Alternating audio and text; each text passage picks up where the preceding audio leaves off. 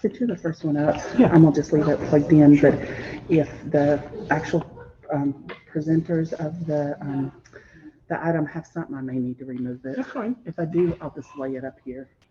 But it's just plug and play. That's Microsoft. Okay. So you just plug it in. And then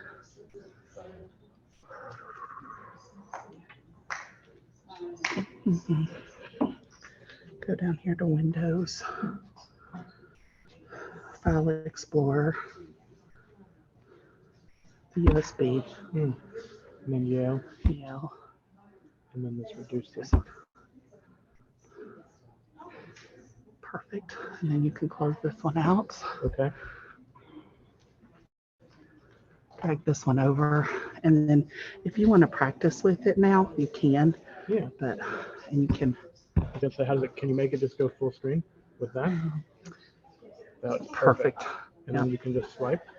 Go, I think it's a PDF, right? Yeah. So, Okay. yeah. If you were PowerPoint, I think it's left to right, but since it's a PDF. Okay. Yeah. Perfect. That's great. So see, you're already better at this than me. Now how do you get out of full screen mode? Right? Right, who knows? So now I've goofed it up. Oh, that's okay. At least it's not a black screen like it was one night for Something me. came up for you when you did something over there. Oh, there it was. Oh, Exit full screen. Okay. there we go. So you tap on the left. I have no idea, but all right. Perfect. So I'll leave it If this. it's up, if not, I think I got it. Yeah, Perfect. Thank you. not a problem. And if for any reason I do need to take it out, I'll just go. Yeah. Okay. There for you.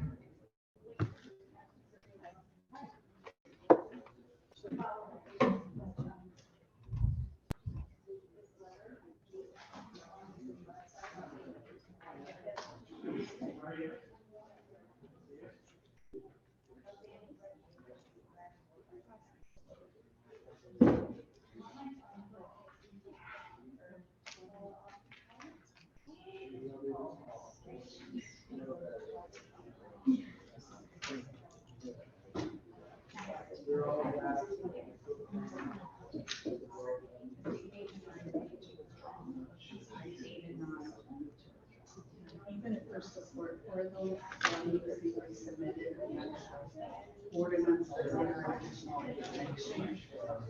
And more than that.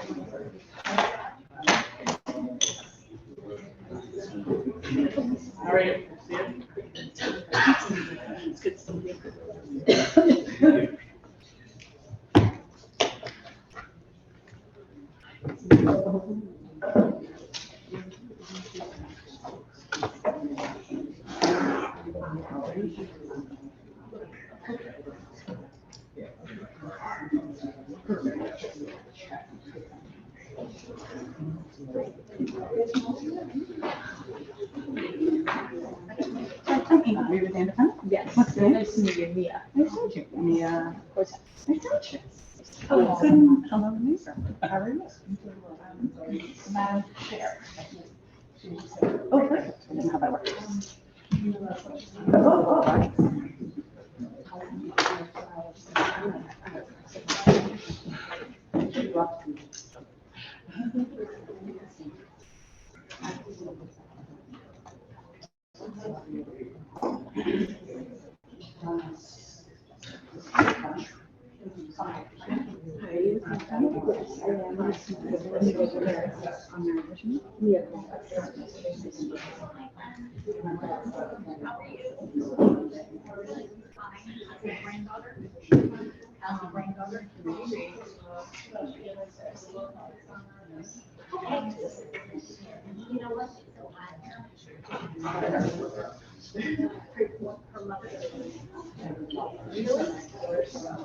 Have you ever been there?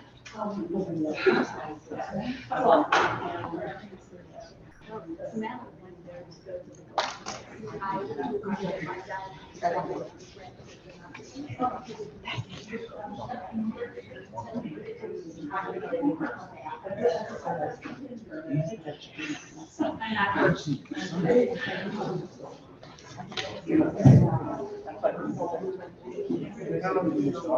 No, perfect.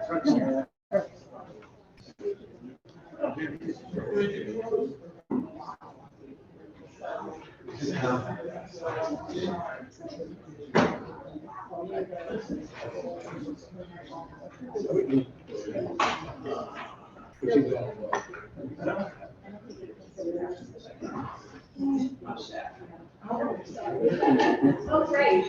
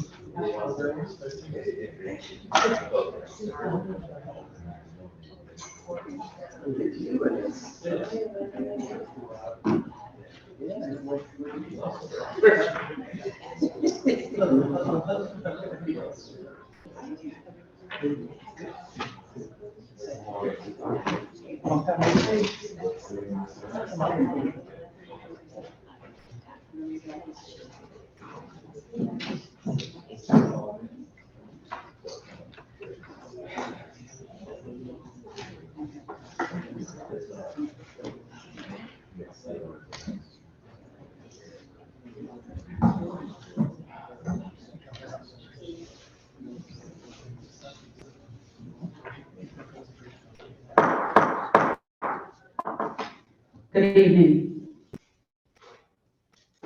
Board of Alders notice, New Haven. The City Services and Environmental Policy Committee of the Board of Alders will meet in person on Thursday, July 6th, 2023 at 6 p.m. in the Board of Alders Chamber, located at 165 Church Street, second floor, New Haven, Connecticut, to hear and act on the following items.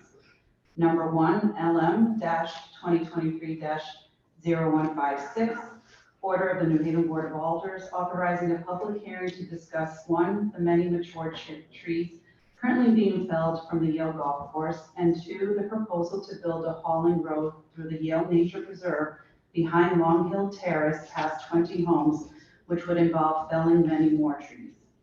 Number 2, LM-2023-0318, order of the New Haven Board of Alders approving the Parks and Public Works Department to apply for and accept up to $550,000 from the U.S. Forest Service Inflation Reduction Act Urban and Community Forestry Notice of Funding Opportunity. Number 3, LM-2023-0319, order of the New Haven Board of Alders authorizing the mayor of the city of New Haven to apply for and accept the charging and fueling infrastructure discretionary grant from the U.S. Department of Transportation to install electric vehicle charging stations primarily in New Haven's environmental justice communities. Number 4, LM-2023-0354, order of the New Haven Board of Alders authorizing the mayor of the city of New Haven to apply for and accept the composting and food waste reduction pilot project grant from the U.S. Department of Agriculture to pilot strategies for increasing food rescue and food scrap diversion in the downtown area. Number 5, LM-2023-0347, resolution of the Board of Alders of the City of New Haven adopting the 2023 South Central Regional Council of Governments, SCROG, Hazard Mitigation Plan Update. Number 6, OR-2023-0021, ordinance amendment to Title IV of the City of New Haven's Code of Ordinances, the Flood Damage Prevention Ordinance, to bring the Flood Damage Prevention Ordinance into compliance with the Uniform Building Code for the state of Connecticut. Number 7, LM-2023-0326, order of the Board of Alders of the City of New Haven, authorizing the mayor of the city of New Haven to submit an application to the U.S. Department of Agriculture, United States Forest Service, in an amount not to exceed $6 million over a period of 5 years for the Food System Policy Division to support its capacity to continue to partner with community members and organizations to implement a series of plans and activities that will create an enabling environment for urban agriculture, reduce barriers to entry and sustainability, and in which all residents will equitably benefit from positive environmental, health, and socioeconomic outcomes of more green and growing spaces. Number 8, LM-2028-0475, order of the New Haven Board of Alders regarding the request requiring restaurants to public display the prices of all menu items. And number 9, LM-2023-0158, order of the New Haven Board of Alders changing the name of Whitney Avenue to Boucher Avenue. Per order, Honorable Anna M. Festa, Chair, attest Honorable Michael Smart, City Town Clerk. These items are on file and available in the office of the City Clerk, room 202, at 200 Orange Street, New Haven, Connecticut, 06510. For accessibility-related accommodations, please call 203-946-7651V or 203-946-8582 TTY TDD. Public comment testimony may also be submitted via email to publictestimony@newhavenct.gov before 2:00 p.m. on the day of the meeting. This meeting may be viewed on the New Haven Board of Alders YouTube page. Good evening, everyone. That is our agenda for this evening. My name is Anna Festa. I'm the Alder in Ward 10 and the chair of this committee of City Services and Environmental Policy. At this time, I will allow my colleagues to introduce themselves, starting to my right. Aaron Miller, Ward 14. Tom Fickman, Ward 28. South Huntsville, Ward 17. Alder Pimpin Singh, Ward 5. Alder Amy Marks, Ward 26, sitting with the permission of the chairwoman on stage. Welcome.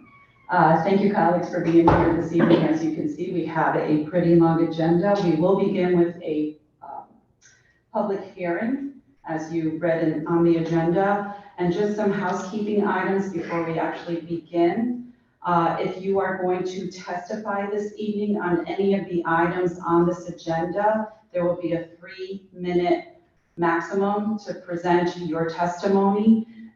If you could summarize it, if you have submitted written testimony and you would like to still speak, if you could summarize your testimony, that would be helpful in order to keep on time with our agenda this evening.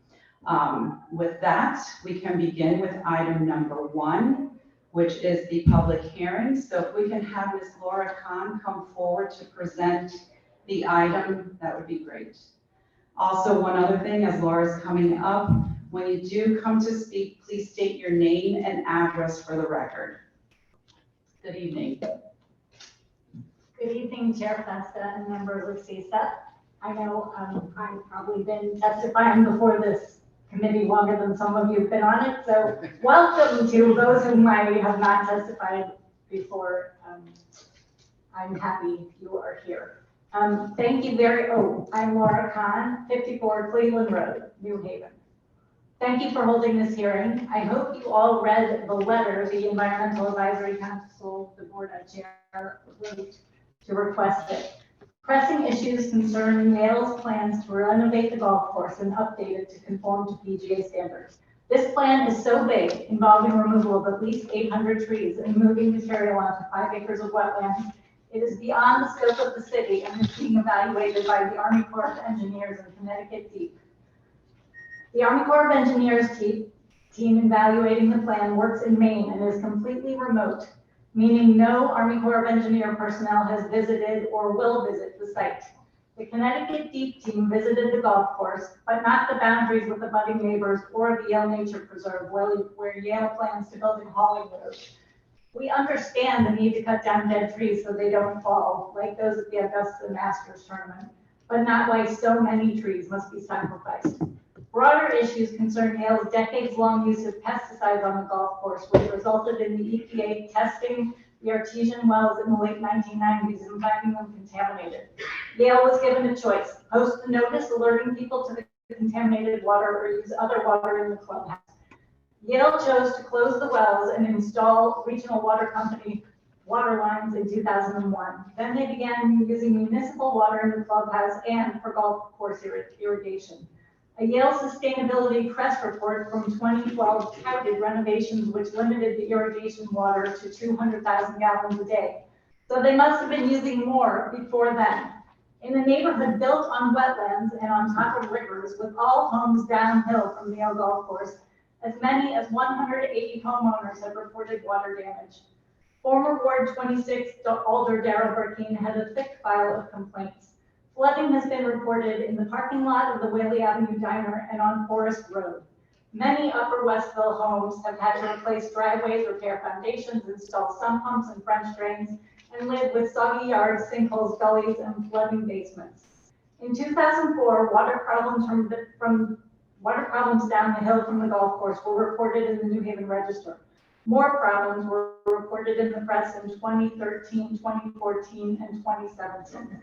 In 2018, the New Haven Independent reported that Upper Westville had been added to the state Sinking Homes Foundations Fund, which was established in 2019 and cost every Connecticut homeowner $12 each year as an insurance surcharge. A few years ago, the sanitary and storm sewer pipes on Curtis Drive were replaced due to cracks. Why did the sewers crack on that street? Since then, the new manhole covers have been sinking and cracks have opened up in the street. On August 11, 2021, the Westville Community Management Team heard a report about a sinkhole in the street that swallowed a car and a dead tree. A C-click fix had been filed, the problem fixed immediately, and the case removed from the C-click fix log, unlike all other C-click fix reports, which remain in the archive. On September 8, 2021, the CMT heard from a neighbor that during rainstorms, water pours down Seneca Road, downhill from Long Hill Terrace, across Fountain Street. From the New Haven Independent Post, "That's a pretty steep slope from Fountain, isn't it?" asked Westville Alder Adam Marchand. "Is there a lot of water sheeting down the road during storm events?" "There is," Lane Driscoll replied. The Environmental Advisory Council has been trying to have these problems addressed for years. On November 9, 2016, we met with Regional Water Authority representatives and informed them that Yale was using up to 200,000 gallons of water per day on the golf course. They claimed that they didn't know that before we told them. After the water company confirmed our report, they met with Yale, their lawyers, and Alder Burkeen in October 2019. We were later informed by the water company's analyst, Steve Ditko, that he had walked the boundary of the golf course with Yale and found that Yale was encroaching on water company property at Maltby Lakes and using the amount of water the Environmental Advisory Council had reported. Maltby Lakes was removed from our watershed. Was that due to contamination from pesticides applied to the Yale Golf Course? And what were two clean harbor trucks my daughter and I saw one summer day some years ago on Derby Avenue next to Maltby Lakes doing? Were they testing the water for pesticides? The Connecticut Water Quality Standards and Classifications list Maltby Lakes as an inland body, Class AA, existing or proposed drinking water supply, fish, aquatic life, and wildlife habitat, recreational use. A footnote from the West River Watershed Management Plan specifically cites the Yale Golf Course. It reads, "Since the Maltby Lakes are not currently used for water supply, the Trout Brook Indian River watershed is not considered part of the West River watershed system. Approximately 70% of the Maltby Lakes sub-watershed is owned and managed by the water company, while the remainder is privately owned, including a portion of the golf course at Yale." At the September 2022 Environmental Advisory Council meeting, Steve Ditko told us Yale had reopened their artesian wells and stopped using piped or truck in water, except during winter months when they cannot use water from their legally allotted water diversion and want to water the grass to unfreeze it so their members can play golf. In May 2023, regional water company representatives, including their rate structure consultant met with the EAC again to discuss water pricing in an effort to determine how much residential water company customers are subsidizing Yale for excess water use. Yale scientists are worried about pesticides and their effect on soil and water. The Yale water expert I asked what happens to pesticides in water said, "We don't know." A Yale pesticide expert wrote a book in 1992 about how toxic pesticides are. Yet, instead of leading the way in research to alternative methods of groundskeeping, Yale has persisted in applying pesticides on its golf course and other green spaces. And they have worked very hard to hide the evidence. The only way to learn what pesticides were applied and how much in what year is to go to Connecticut Deep headquarters in Hartford and sift through boxes of paper files. Environmental harm, as it has become more and more evident, is a public health and safety problem. Felling trees, moving material onto wetlands, applying pesticides, and using excess water, which you need more of if you apply pesticides, damages the environment and us. Some of the many questions that should be answered before one more tree is felled or one shovel of soil is moved at the golf course. How much more soil erosion and water damage will removing all those trees and moving soil cause? Will moving soil disturb the lead from pellets left by Yale's skeet shooting team? Does Upper Westville have a larger number of residents with health issues connected to golf course pesticides, such as non-Hodgkin's lymphoma, than the general population? Does Yale pay unrelated business tax on membership dues paid by non-Yale affiliated golf course members? Does Yale plan to keep the hauling road after the construction is finished? Who will use it and for what purpose? Does Yale plan to host NCAA and or PGA tournaments? How many and how often? Our recommendations. Have the Yale Golf Course placed on the Historic Sites Register, for which it is eligible, so it may not be altered. Have the soil and water at the golf course and on all abutting neighbors' properties tested for residue of pesticides used at the golf course. Have Yale compensate all who have suffered health effects from those pesticides. Arrange for Yale to compensate taxpayers, ratepayers, and neighbors who have subsidized vast quantities of water Yale used and remediation of all the problems it has caused. Thank you for helping save trees, protect our environment, and keep New Haven healthy. Thank you, Ms. Khan. This time we can ask you questions or we can have Yale present, but I think while you're up here, it's probably best for us to just maybe get some clarification on some things and any concerns or questions that committee members may have. Do you know if any flood studies were conducted or any studies at all? I don't know. And do you know if if Maltby Lakes is tested on a regular basis? I don't know. And who would be responsible for that? You said the Regional Water Authority Yes. is. So I would think because we test Long Island Sound, that all our waterways are tested on, I would think, a regular basis. But do you know any? I don't have any specifics. Okay, all right. At this time, I'll open it up for questioning from my colleagues. Any questions, colleagues? Alder Fonzo? Thank you, Madam Chair. Was there a flooding problem prior to them starting at the golf course, removing trees at all in prior years? As far as I know, there has been a much worse problem since 2001 when they started using municipal water, up to 200,000 gallons a day instead of water from their wells. Thank you, Madam Chair. Thank you, Alder. Any other questions from committee? Alder Marks. Good evening, Good evening. Ms. Khan. Given that Yale sits on private property, do you have a request or on behalf of the Environmental Advisory Council suggestion as to what action you'd like this committee or the Board of Alders to take? Well, I hope that this committee and the Board of Alders can prevail on Yale to be a good citizen and stop poisoning its neighbors and stop flooding their properties and own up to the damage it has done and try in future to find a sustainable way forward. Was that Alder Marks? Thank you. Thank you, Alder. Is there anything else you would like to add or say regarding any, you said a lot, but there's always things you think about. You know, I have been involved in this project for years, and the reason I started down this road was that Yale sprays pesticides on the field behind my house. My property abuts the Yale field, not near this golf course, but near an athletic field. And they have been such bad actors that they actually sprayed my whole line of houses on my block with synthetic Roundup a couple of summers ago without notifying us. And you're not allowed to spray anybody else's property with pesticides. They were not given as much as a slap on the wrist from DEEP.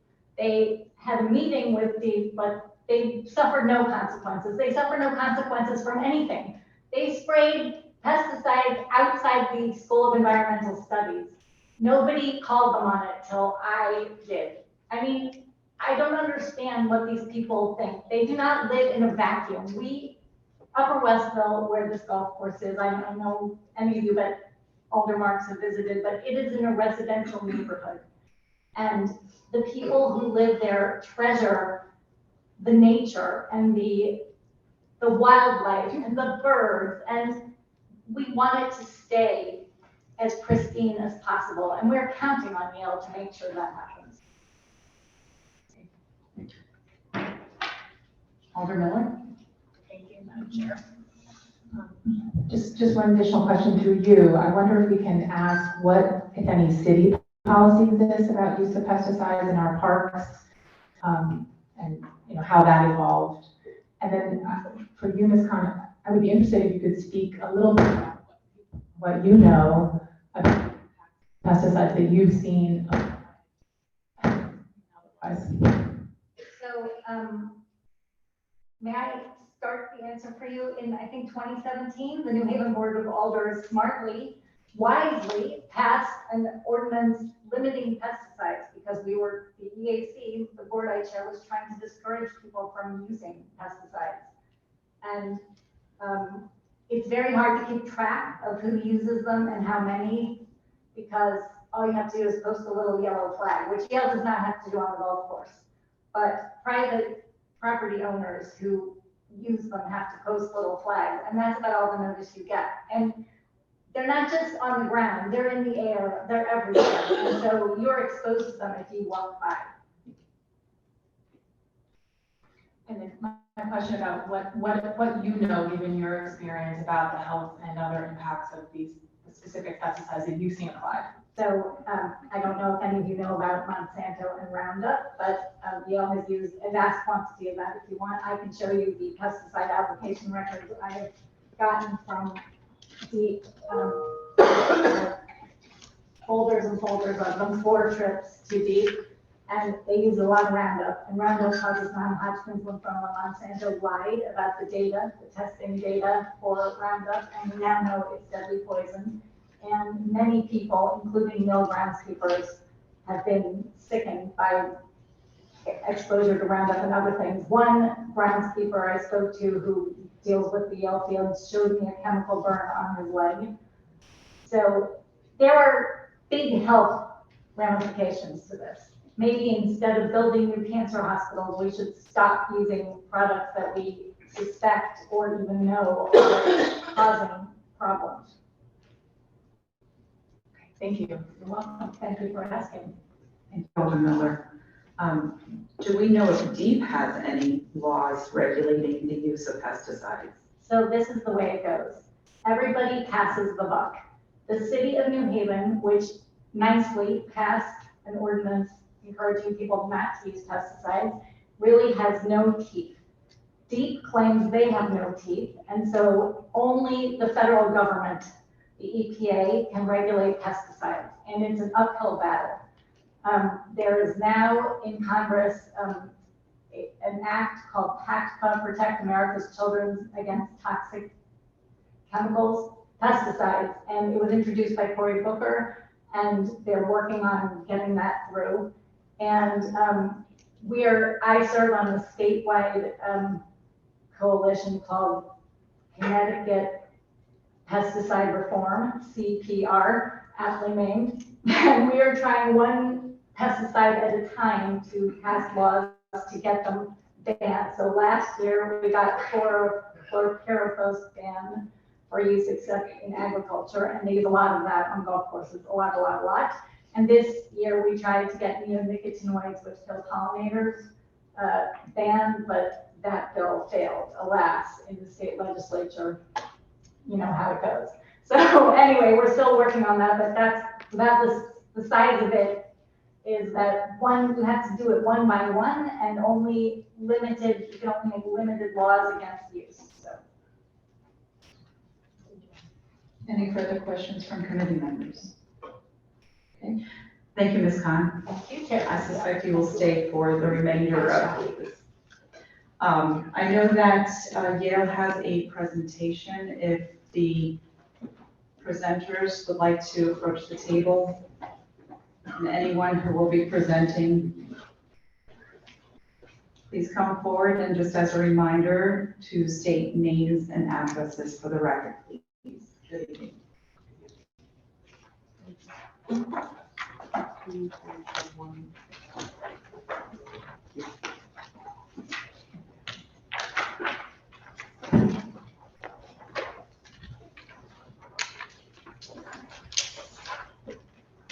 I had it on the screen, but I think it would be easier to present. Get these boards here closer to you.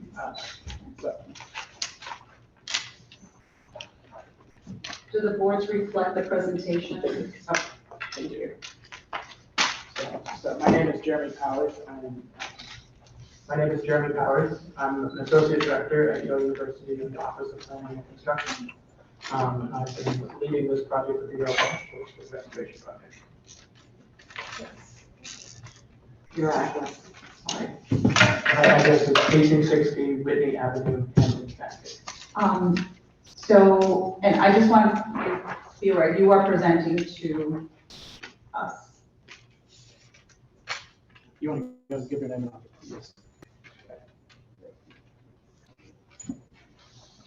My name is Peter Bosches, 652 Town College Drive, in South Connecticut. Thank you.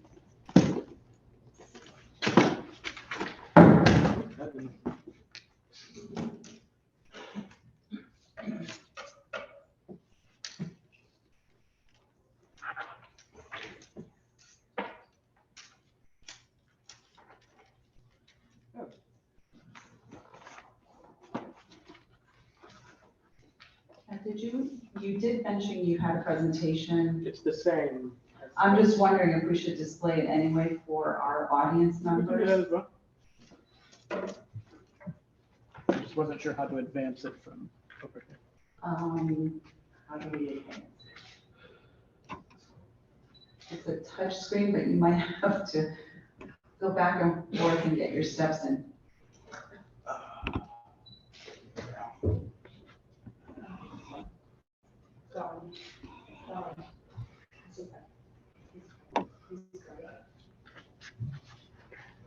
Thank you. Can you all hear me? Again, the presentation is to be addressed to the committee members.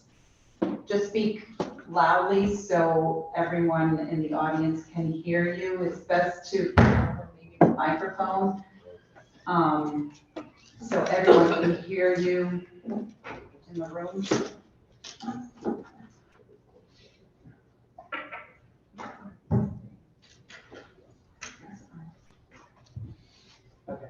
So I'll just start off with the first slide. I don't know how many people are golfers in the area. There's some just terminology that's going to kind of come up as I make the presentation. So the first slide that I put up here, it was added just for the glossary terms that's shown on the screen.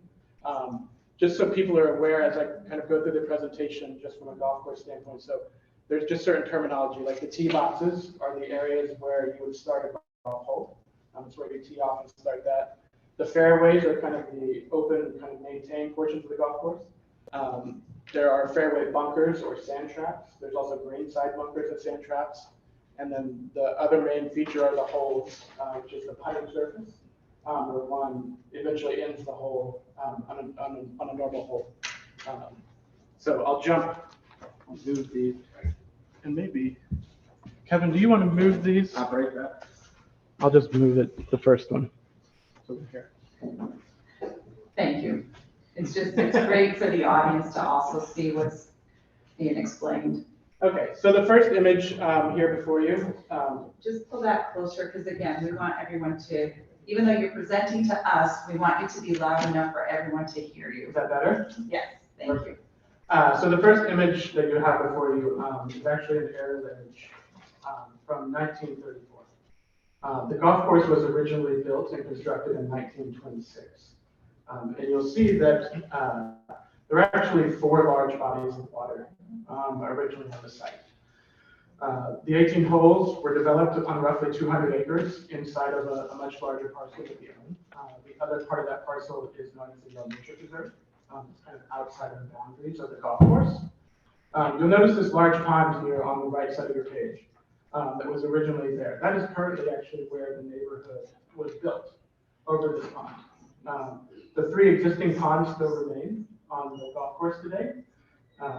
And so the purpose of this project is a restoration of the Yale Golf Course. So back in 1926, on your handouts that you have in front of you, you'll see 2 different colored lines. There are red lines and there are green lines. And the red lines represent currently what exists today on the golf course. The green lines and the aerial image that's underlaid there represent what was built in 1926. So the proposal for this restoration is to restore the golf course back to what it was in 1926. So what's happened over the 100 years roughly that's since the golf course was built is the boundaries have slowly encroached on the golf course. They haven't been pushed back in that time. The trees have been allowed to kind of grow in. That forces the fairways in to be smaller. The trees are providing shade, which is difficult on the turf grass to actually maintain, so the rough has moved in. The greens have gotten smaller, and the sand bunkers or traps have gotten smaller as well. So our overall goal is really to restore the course to 1926, and those are the green lines that you see represented. What that means is roughly moving each fairway out roughly 5 to 10 yards past its current boundary. The green's roughly 3 yards wider around the perimeters, and then increasing the sand bunkers and fairway bunkers back to what they were in 1926. Flip pages here. The next image you have is of the current plan over the current aerial. So you'll see the neighborhood now on the right side has filled in where the pond used to be, where a large body of water used to be. And then we're just showing the same area just over what's currently there today. There's 3 main aspects of this project. One I just described, which was the restoration of the course itself, moving those boundaries back to what they were in 1926. The other major part of this project is the rebuild of the existing driving range. And that's here on this map. And what we're proposing to do is build back internally into the site. And that's due to a number of reasons. So when the golf course was built at a certain length, it was designed and built for a certain type of player at that time. Today's players are much larger, athletes are bigger, they hit the ball a lot further. And so in lieu of extending the tree line out towards the neighbors, we chose to reroute the internal road inside of our property and extend the tee boxes back. And that's in an effort just so that the balls aren't being hit out into the forested area. The third aspect of the project that we'd like to point out is a water conservation portion of the project. The 2 ponds that you see, the larger ponds, the one on the right side of the page here, and then the one in the middle. The one on the right is actually their main irrigation pond. So when water is in that pond, they pull irrigation water from that pond. There is a connection to the city water source. So when that pond gets up to a certain level, they can switch over to city water. And there is a diversion permit in place that's been there for, I think you said, 15 years or so, that regulates the amount of water that the course can actually pull from the city. Let's go to the next one. As part of that conservation plan for the water, the pond is in the middle, in the blue, behind holes 3 and behind holes 4, has been filling up with sediment over the years. We think that there is roughly 18 to 24 inches of sediment in that pond, And we're, as part of this project, going to be dredging that sediment out of that pond, dewatering that sediment, and then using that dewater to fill a hole on the property and reuse the soil that came out of that hole. That soil has been classified, the sediment's been tested, deemed appropriate to be reused on our site. And we're also then allowing more water to be impounded on the site by dredging out that material up below. So it's going to increase the amount of water that they have available naturally without having to utilize the city water. We're also then going to connect the pond that's on the far left. We're not going to dredge that material, but we're going to make a better connection to that pond. All these ponds actually flow to the north by gravity. There's no pumping that's going on. The pumping occurs at the pump station, which actually pushes the water out into the golf course. But we're going to connect what we call pond D, which is the furthest one on the left, to pond C, then make a piped connection to pond B, which is in the middle, and then there's a valve that actually allows them to replenish the pond with the water in pond A. And that will be their primary source of irrigation water. I'm sorry, is there a question? We're also going to be replacing the pump house and the irrigation system throughout the course to a much more high-tech, high-efficiency system that will allow each head to be controlled individually. The course will be outfitted with sensors in the ground, in the fairways and in the greens, which will allow the course to monitor the water that's going down. They'll actually be able to see where it needs to be watered, where it doesn't need to be watered, and then the system can actually turn on individual heads in lieu of turning on multiple heads, less control. And so we're really excited that, I think it's going to be a much more sustainable irrigation system for them as they move forward. Let's jump to the next page, please. So the image in front of you here is our planting plan. A couple of things that point out the kind of shade of green that kind of happens around most of the course. We're just highlighting all of the existing trees that are to stay on the course. I think there was some connotations that we were kind of clear cutting the entire property back down, but that's not the case. You'll see that there's a large, vast area of existing trees that are to remain on the property. The kind of brownish color is all of native grass areas and pollinator mixes that we're proposing to plant around the course. And then some of the darker green areas are actually wetland enhancement and mitigation that we're proposed to put around the course. And then there's actually the two large areas of green. One is here, and then one is at the very far end of the driving range, a proposed replanting of trees. So there's roughly 2,000 trees that we're proposing to replant on the site. There are roughly 800 plus that we are proposing to remove on the site. I think we can flip to the next page. What this image shows, again, it kind of removes all of the native grass plantings, but we kept all of the existing tree plantings shaded. These are the trees that are highlighted. You'll see little black dots on the paper. So these are the trees around the borders of the holes that you'll see that we're proposing to push back. And that's in order to create a proper agronomic environment for the grass and to grow at the grass. It needs natural light. The trees, when they're too close to the fairway, shade the fairway, which requires more water, more plant protectants. And it actually then promotes better wind flow through the course. The course likes to be dried out. It doesn't like to be super wet. Super wet creates problems for disease and fungal on the course. So you'll notice that all the trees we're proposing are predominantly around the edges of the fairways and the holes that we're proposing to restore. And those represent a fairly small percentage of the trees that are actually going to remain on the golf course. I think that Peter, is there, I'm conscious of everyone's time, and there is a long agenda here, but if there's anything that you want to say or. Okay, thank you for your presentation. Looking at this last image here, those are the proposed new trees. You keep using proposed. Does proposed mean maybe or No, you will? We will. They're They're part of the project that's being reviewed. Laura indicated that we're currently in the permitting process. We submitted to Connecticut Deep and U.S. Army Corps roughly 1 year ago. I think it was August 16th. U.S. Army Corps just recently issued their draft public notice. All of the abutting neighbors were notified. We're trying to clarify that all the appropriate neighbors were notified. We gave that list to Army Corps. We reviewed that with them, and then they did the mailings. That public comment period ends on July 13th. And then we're also waiting for the draft public notice from Connecticut Deep. We've been working with Danielle Massell. We expect that hopefully in the next couple of weeks to that draft public notice to go out also from Connecticut Deep.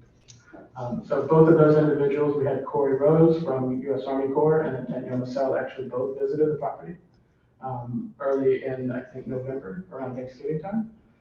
We took them around the course. We walked through kind of the scope of work that we're proposing to do on the course, including the tree removals, work in the wetland areas, all the work that as you see, proposed on this paper is being reviewed by them.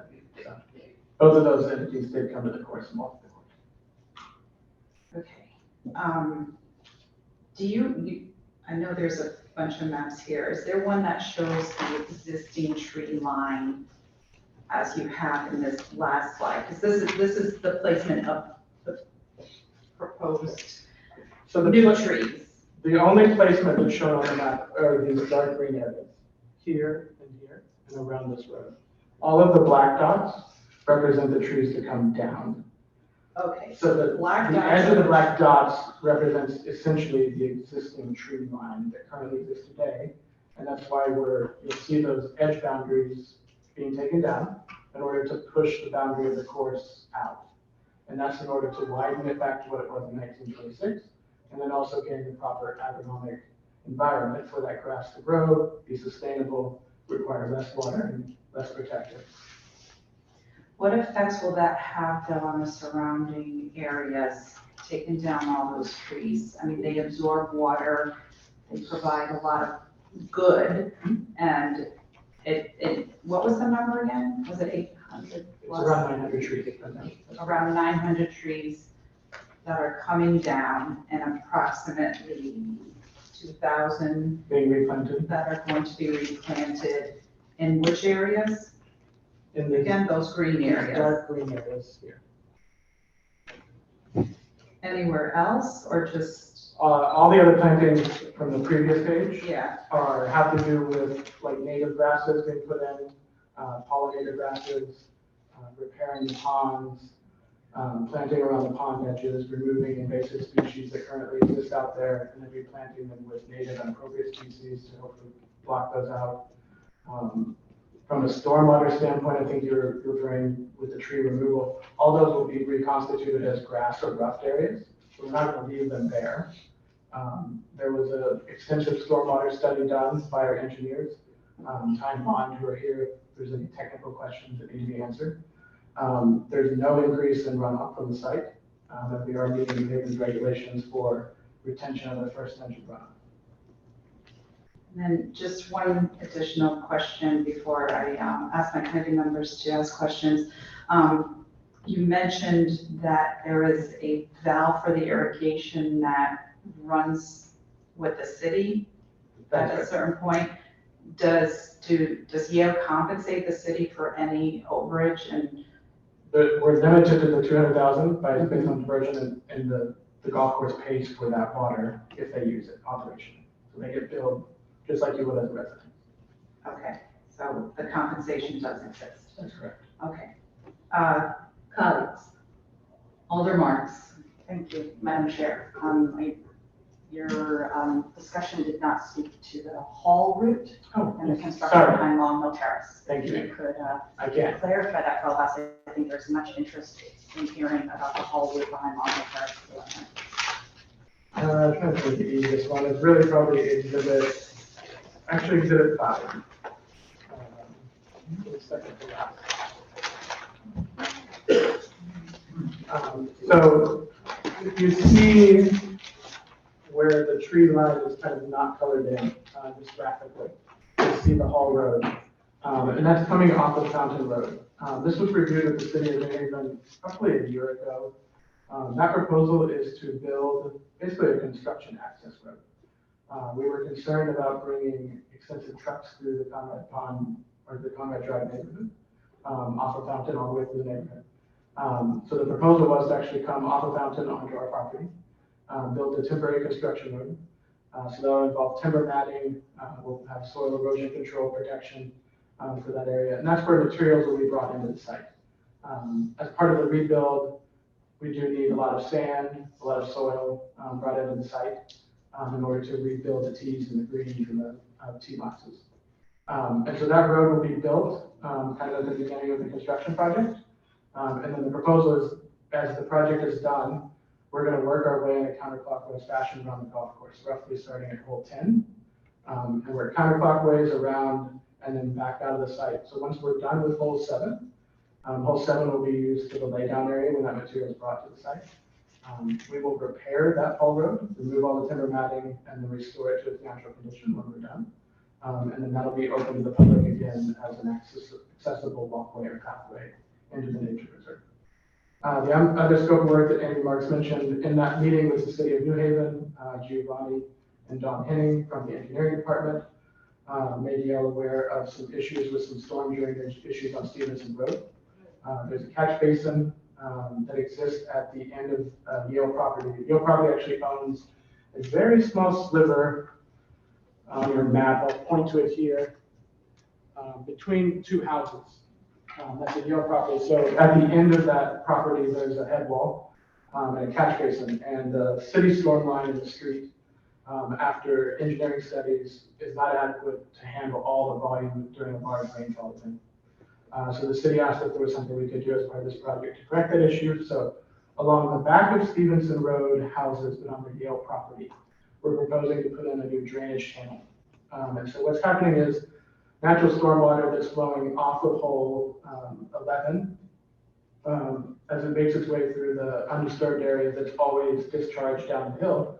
We're going to divert some portion of that water into a new drainage channel. And we're going to divert that water behind the homes on Stevenson Road.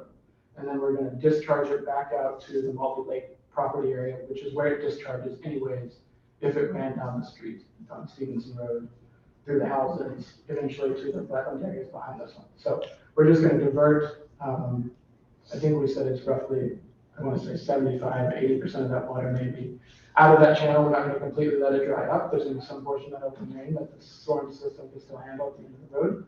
But we're going to divert a majority of that behind our homes. Madam Chair, that's just one follow-up question. The floor is yours. Thank you, Madam Chair. Thank you, Mr. Powers. The first question I asked was about Holland Route, and you guessed the second area of great concern for our neighborhood, which involves the work to be done on Stevenson. Regarding that, I think you stated there was an expectation of no increase in runoff, flooding concerns and damage to houses. What assurances, what insurance, what can Yale do to reassure neighbors that there will not be increase in problems? There is some historical accounting that I've heard from neighbors that prior efforts and improvement by Yale may have made things worse. Certainly the neighbors' perception of the situation. So what assurances, as I say, or insurances can be provided to the neighbors?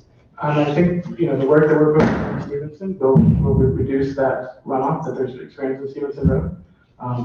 As I said, we have a professional engineer who's done an extensive stormwater management study of the entire parcel, all the watersheds in the area to meet the New Haven code in order to decrease that runoff and capture that first 1 inch of runoff. Thank you, Madam Chair. Thank you, Alder Marks. Alder Panza? Thank you, Madam Chair. What is the elevation level? What is the difference between where the houses are to the golf course? Is there an elevation? There's a significant elevation change on the right side of the page. From the top of the pond, I want to say it's in roughly 45 to 50 feet maybe, if not a little bit more. Say more. That runs down the hill through the naturally forested area. Along the Stevenson Road, at the right side of Stevenson Road, it is a little steeper behind the driving range, and then it tends to slowly start to flatten out along hole 11, along that edge there, as it makes its way south towards the edge of that property. Thank you, Madam Chair. Questions, Alder Miller? I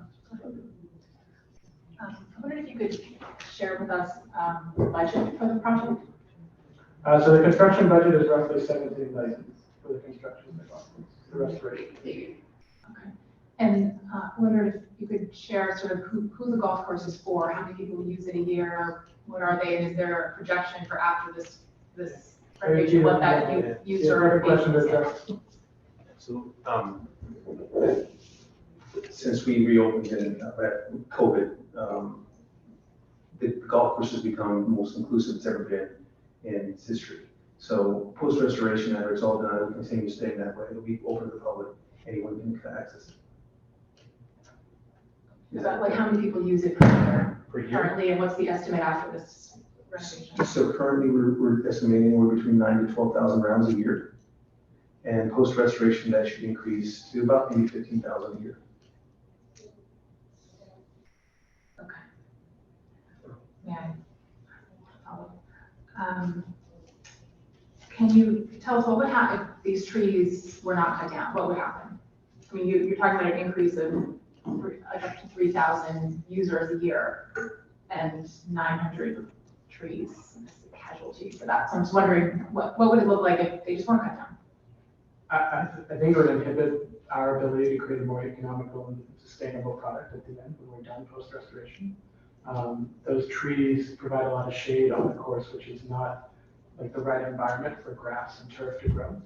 So that's really the reason for pushing those trees back, is so that operationally down the road, the golf course is much more sustainable, much less water, much less plant protectants that need to go down for the future operations of the course. Okay, thank you. Just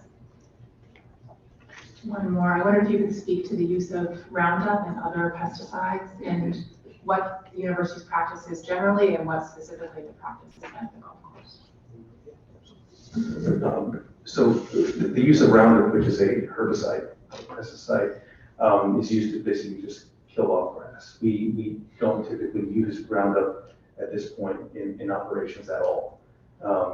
The pesticides are used to kind of discourage whether they're worms or any type of pest that actually contribute to the actual deconstruction of green or fairway. And all that is created when you don't have the proper turf to be fully sustainable and fully healthy to fight off these insects and these bugs that will actually eat it from the bottom all the way up. So part of the expansion of fairways, the creating corridors where we can actually get the golf course to dry out after a storm, is so that we won't have to use those pesticides as much anymore. I just want to follow up. Are there any guardrails around the use, or is it just as needed? It's basically as needed. Yes, ma'am. But all that, they submit all of their data that has to go to Connecticut for all, any herbicide or pesticide that it's used. Could that information be made available to this committee? I don't see why not. Yes, ma'am. Okay, through you, Madam Chair, it'd be great to have documentation of the use of herbicides and pesticides at the golf course. Noted, thank you. All set, Alden? Yes, thank you. Alder Benjamin? Thank you for your detailed presentation. My question is perhaps just a further clarification for myself, tag team with Alder Marks and Alder Miller's question. You heard the previous presentation. Is it your position that, and your position in your assessment, your evaluation, that the concerns that were registered in the previous presentation will be addressed for this proposed renovation? Yes, thank you for that question. Yes, I think the ultimate vision and goal of this project is to restore the course and create a much more economical and sustainable golf course for the future. Not only for the players, but for the operations, and for the daily maintenance that has to occur. I think the previous presentation was discussing the, let's say, public health concerns. Are you concerned that, are you comfortable that your proposed renovation will address the public health concerns that were presented in the previous presentation? Yes, I think there will be much less activity related to plant protectants that has to be put down. There's actually, as part of the irrigation system, we can actually put that into the irrigation water as it's going out rather than aerosoling and spraying in the air. The grass would actually get focused on the areas that actually need it as part of our irrigation system. So in the past, there have been problems you're admitting. I'm not aware of specific problems related to it, but Well, the previous presentation alleged that there have been previous issues. I'm just wondering whether the correction that you're making, is that due to perception of evaluation in the past, that there have been deleterious issues? like I said, I wasn't involved in any of those issues, so I'm not aware of those. Okay, all right. One more question. Unrelated to the semi-interrogation that I guess you proposed. The 10th hole is notorious for being terrible in terms of the fairway. Is this an example of why the renovations that you're proposing will make it less soggy, less spotty, et cetera, et cetera? That is correct. There are certain very wet areas on the course. Hole 10 is one of those. Hole 6 is one of them as well. There is underground drainage that's proposed as part of the project in order to capture water and then actually feed that water back into our irrigation ponds. So there's new irrigation or new drainage underneath the sand bunkers, underneath the new greens, and in kind of these wet areas around the course in order to help capture that water so we're not pushing it off the site and then redirecting that into the irrigation ponds. The Yale Golf Course typically has been considered the #1 or #2 best college golf courses in the United States. Have you guys lost your position in that regard, or is this renovation proposed to kind of maintain that #1 unique status? It's proposed just to kind of maintain that. There's kind of a renaissance of going around and restoring all of the historic courses of this era. It's kind of a new thing over the last maybe 5 to 10 years. And so this was just kind of the next step in order to maintain some of that. Thank you, Manager. While we're actually on that topic and the topic of drainage, and you mentioned that there's going to be underground drainage on, under the new greens to capture the water and bring it back to the irrigation ponds. Correct. What happens to the runoff of the pesticides? Is there a filtration that will happen, or is, because pesticides do drain off, they're going to go into the water system and back into these ponds and then used for irrigation. So is the water going to be tested? Is there a filtration system? Same with Stevenson Road. The new drainage is going to be diverted to the irrigation ponds. What is being done to test those waters to make sure that it's minimal pesticides? So there are a number of stormwater quality units being proposed on the site as part of the new regulations. Maybe, Kevin, do you want to come up and speak maybe a little bit more to the stormwater management part of it? Sure. And Stephen, as a reminder, when you come up, just state your name and address. Kevin? It's Kevin, sorry. You forgot your name. Have a seat, state your name and address for the record, please. Kevin McCutcheon with Time Bond, 213 Court Street, Middletown, Connecticut. Civil engineer involved with the project. We've developed a robust stormwater management plan to go along with this project. The plan and the report has been submitted as part of our DEEP and Army Corps permit applications, as well as will be submitted for to the City of Haven as far as the city plan submission. So many eyes of levels of review for the proposed stormwater management. As far as the most recent question, the runoff from the majority of the course is collected internally and collected through those stormwater ponds on the golf course and captured. And so that water is then used as opposed to discharging off-site. Throughout the portion of the season where the course is operating and irrigating, much of that water is retained within the course property itself. So that's part of it. And part of the project is to enhance that to more efficient irrigation, to capture more rainfall, to make it a more sustainable operation long term. And I think specific to the Stevenson Road, there are storm quality water units at the end of that discharge, correct, prior to that going? There are stormwater quality improvements throughout the course. Nothing specific at the discharge point at Stevenson Road. There's appropriate measures to mitigate any of the erosion activities are designed there. But that's where the proposed design intercepts the flow that currently leaves the golf course property towards Stevenson Road. So it essentially eliminates almost all of the flow that's going to go to that neighborhood from the golf course property. Can't control any of the other flow beyond the golf course property, but at least doing what can be done from the course itself and diverting it around that neighborhood to do as much of a beneficial impact at that point. And that area that drains towards Stevenson Road is primarily the wooded area. There's very little of the actual maintained course area. It's more of the natural topography wooded area that drains towards Stevenson Road itself. And who will be responsible for cleaning the drainage system? Sometimes it gets covered with leaves and debris from storms, particularly if that's a wooded area, anything can cover it. I mean, we get complaints throughout the city of our drain system being blocked from leaves and residents having to clean it to avoid flooding in the long run. So as far as maintaining them, is it city or will? I think that would be on the golf course operations.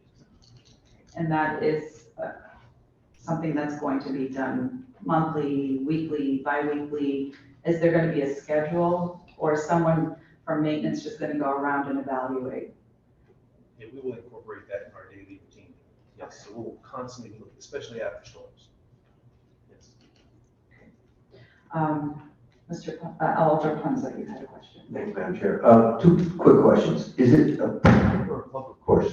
It is public. Public course? Yes. Okay, and the other thing is, what is the total yards, the present total yards, and with reconstruction, what will the yardage be? So the yardage is going to go back to its 1926 original design. There's 3 sets of tee markers, short, regular, and long. We're going to also capture a new championship tee box. I'm sorry. We're going to capture a new championship tee box. We'll take us to a 40 tee, so we can host some of these higher level events, the NCAA events and so forth. That'll get us right shy of 7,200 yards, out of par 70. Yes, sir, Chair. Alder Marks. Thank you, Madam Chair. Just 2 follow-up questions based on the presentation given. Mr. McCutcheon, question about you referred to it as water storm. The analysis that was done was called a Stormwater management report. Thank you. That report, which I understand was done by engineers in the field, you were speaking about irrigation water and the recapturing of irrigation water. My understanding from my constituents who live on Stevenson and other places is that some of the worst of the flooding happens during rainstorms, not necessarily from irrigation, perhaps because it's already a property that's wet naturally and perhaps because of the irrigation, but as the stormwater management report, does that speak to the impact or effect of the cutting of the trees, for instance, along Stevenson? How will the cutting of the trees impact the water that flows? Is that in the report? And through the chair, can we request that those portions of the report be submitted to us, please? Yes. You can explain, if you could explain it, please. It is part of the report. Actually, the proposed project has a net reduction in cart paths and impervious surfaces. As part of the sustainability portion of the project is some reduction in cart paths. So from a stormwater management perspective, when you reduce impervious area, you're also reducing runoff off the site, allowing for more natural infiltration into the soil. What we've also accounted for in the stormwater management report is the tree removals. And when you remove tree cover and replace it with grass, there's a factor for that, which increases runoff. So the majority of the increased runoff from estimated from the project is because of the tree removal, and that's why we have proposed stormwater management improvements to compensate for that. And those are around the golf course to help mitigate for that. On a grand scheme of the whole property, very negligible change in cover from the amount of trees to an increase in grass. The grasses that are proposed back are more native grasses that are going to also help with stormwater management, soaking up those fallen grasses will improve that. So there's a holistic approach to that stormwater management to help to mitigate for those tree removals. And I just one follow-up question related, Madam Chair. Thank you. I'm conscious of time and want to make sure time for public testimony. And it's a question to Yale specifically about trees. Wanted to ask, given we all know the importance of trees for, in light of global climate change, the importance of trees and protecting our environment here in New Haven and throughout. It is my understanding that Yale has some sort of tree management plan or some sort of tree commitment. Can you speak to what that is? And is this project complying with that? And through the chair, can we get a copy of either both that plan and any other sustainability plans that Yale has for which it seeks to align its projects? Yeah, so there is a tree management plan. Unfortunately, the golf course currently was not included as part of that original tree management plan. It focused on the downtown central campus plan. We've been working with our Office of Sustainability, Amber Gerard, and we are going to post-restoration add the golf course into that tree management plan. So it'll be part of that document, so that there'll be more oversight in the future about tree removal and management of that property included. What difference would it make to this project if Yale complied with its own tree management plan at the golf course? I'm sorry, what? If I understood your testimony or presentation correctly, Yale plans to comply with tree management after these trees are cut. What difference would it make, or what assessment have you done on the feasibility of complying with the tree management plan voluntarily now, as opposed to after the restoration course? It was not evaluated specifically with that in mind. It was evaluated more on creating a sustainable golf course and pushing those boundaries back out in order to create that economical environment for us to maintain the golf course properly from that economic standpoint. Thank you, Justin. Thank you, Madam Chair. Thank you, Alderman Marks. Alderson? Thank you, Madam Chair. Simply the topic of stormwater. The treatment ponds we have currently, what is the current volume of containment of water? And with the new construction, what the volume would be captured when the pond is in the new construction? What volume will be having in the new one, which will be captured, the cost of that? They're big numbers that I don't recall off the top of my head, but several million gallons of volume among the ponds, and I believe it's an increase of 1 to 2 million gallons in that range added for the sediment removal from the long pond. Chairman, what is the percentage of the capture with the new construction compared to the existing? I think for specific, like to give a percentage, I'm not sure that I can give it to you right now, but we can follow up with that information.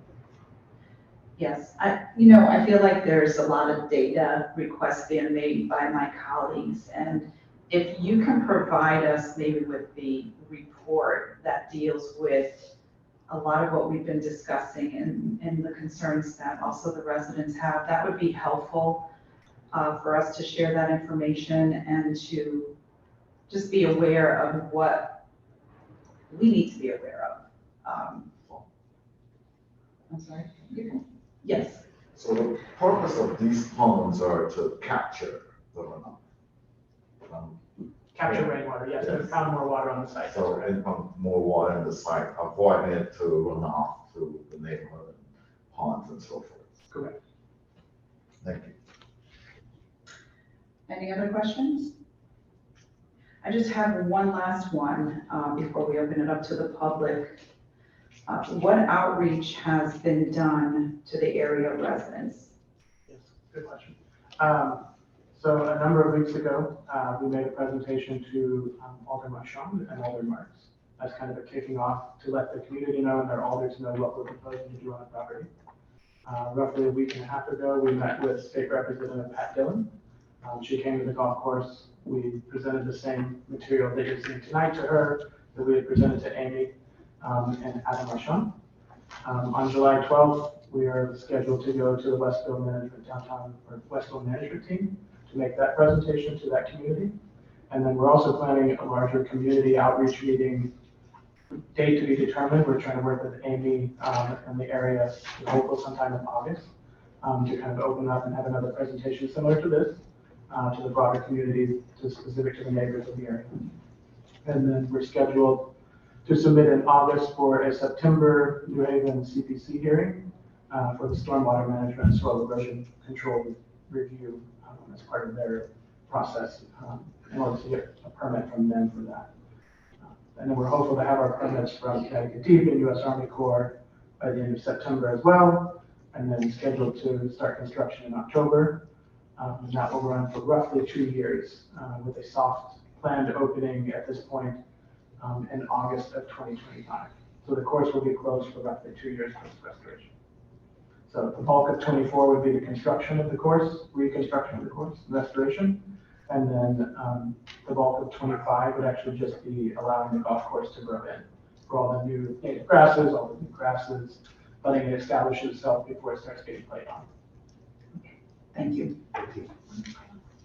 We have another question. Sorry, thank you, Madam Chair. I just wanted to add a final question as a follow-up to the testimony that we heard earlier about Roundup being sprayed on private homes and stuff. I wonder if you would consider any sort of limitation or restriction on use of those materials close to residential areas or in the course overall, given that we know there are alternatives to those products. Absolutely would. The entire plan, this whole project was designed around agronomics. It was designed around how we, as Jeremy said, how we best sustain the golf course, how we best dry it out after a storm, how we best maintain healthy turf grass, how we recapture water. All these avenues will help us not eliminate, but further less apply those type of chemicals onto the turf. The healthier the turf we have, the less chemicals we have to apply to it. Yes, to answer your question, yes, and we would definitely look at to get with our superintendents, which we already have, and he's got to design the exact amount of chemicals that he's going to need to maintain this moving forward.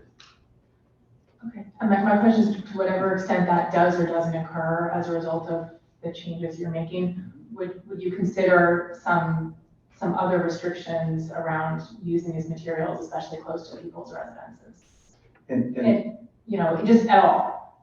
Absolutely, we would, yes. Okay, great, thank you. Any other questions? Okay, thank you very much. Thank you, guys. Thank you. Appreciate it.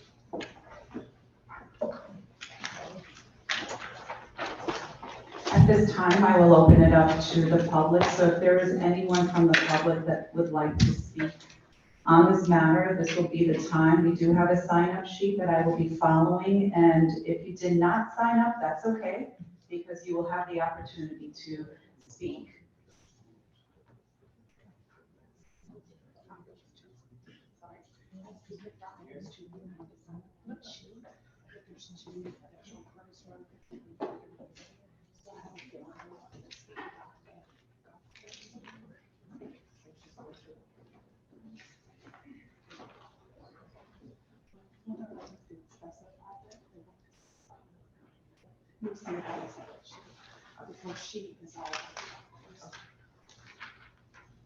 So the first name is Laura Kahn. Did you want to speak again, Ms. Kahn, or you'll wait? Okay, Madeline Kahn. And after Madeline Kahn, is Joe Kagan, sorry. My apologies if I destroy your name. And just as a reminder, please state your name and address for the record, please. Madeline Kahn, 54 Cleveland Road. Good evening, Chair Costa and members of CSEP. I would like to show you some photos of environmental harms committed by Yale Athletics near my house, which is in Lower Westville, and then read to you a little bit from 2 articles in New York Times about similar issues. At the top of the,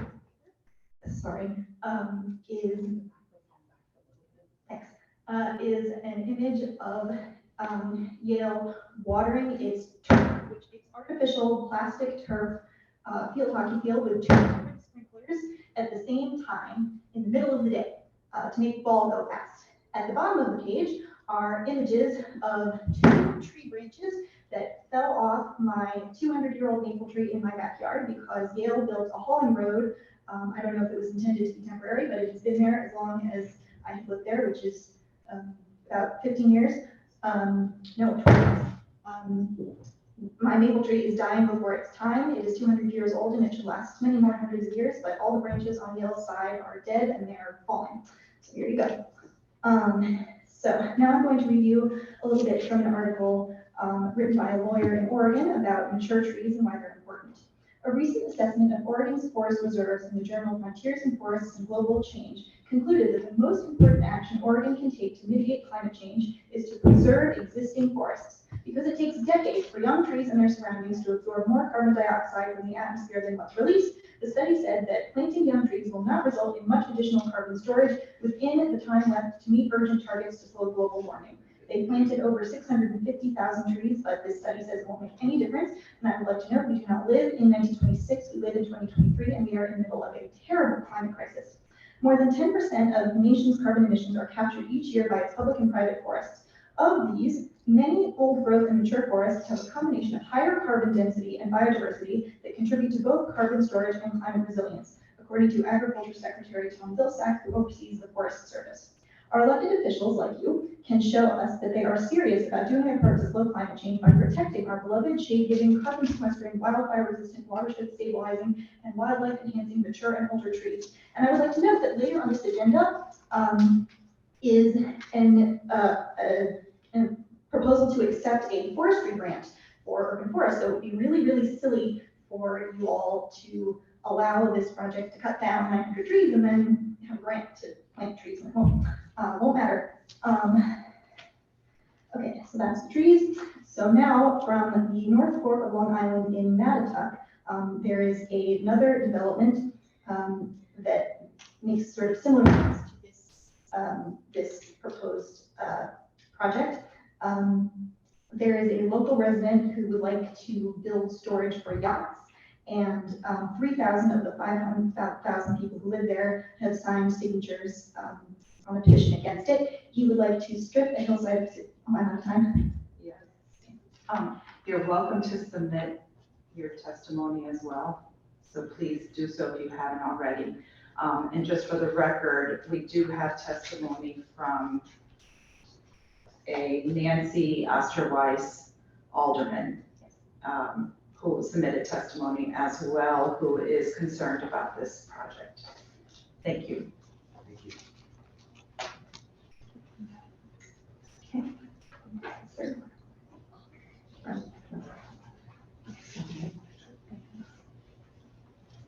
Mr. Khan?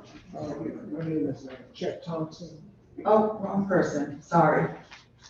That's okay, you know what, have a seat. Okay. Have a seat and state your name and address for the record. Chet Thompson, I live at 186 Curtis Drive. There's a lot of talk about Stevenson Road, but we're at the bottom of all of this. My neighbor here, we've been dealing with a lot of water for years. We spent thousands of dollars putting pumps and stuff like that. When it rains, we have to wait maybe 3 days before we can go out. There's so much water underneath of us. So it concerns me what they're doing. There's stuff with these all these aquifers and everything else that they have these graphs and stuff, but there is no, this map and this project that they got is not, it doesn't show much of in relationship to where I live in. Okay, so I'm very concerned. If you cut down a few trees above me, we're at the bottom of all of this. Okay, we're at the bottom. All of this that's going on, all right, runs down the hill to Curtis Drive. Okay, so I'm very concerned about the amount of trees that they might be cutting above us, because it's already bad. It's really bad for us. We've been dealing with it, and it's just a common thing for us to know if we're going to have a cookout with our family and friends, we wait 3 days after it starts raining. You got to look at the weather and say, hey, you got a storm here Monday, so you can't do it till Wednesday because the grounds are so saturated days after. And so I try to get some answers about, particularly where my house and her house sits, about what these ponding water, what is it? Just, some saturation, or is it an aquifer or what, So there's a lot of things that are not being, given to us in plain English, And so this is what I just need them to bring this out to us in plain English. What are they doing? That's all I have. Thank you, sir. Thank you.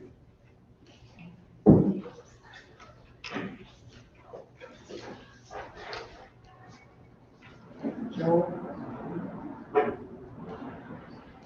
Joe Kahan? Okay.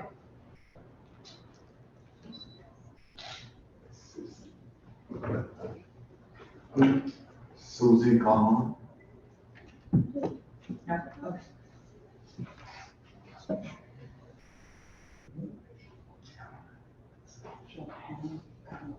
Johanna L.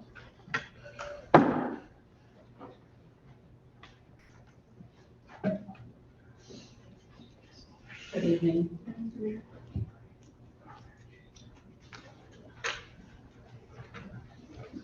Thank you for the opportunity to speak. I'm Joanna Ellum. I live at 50 Long Hill Terrace. And I just wanted to address, I don't think much of what they talked about is related to the area directly next to the golf course, but not much address what happens to the people on Long Hill Terrace.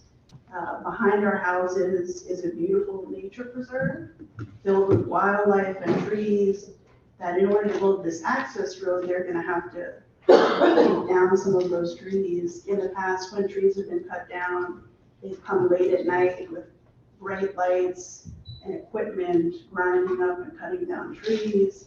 So that's really disturbing to the neighbors. Many of our neighbors are elderly or have young children, and this is really disruptive to our community.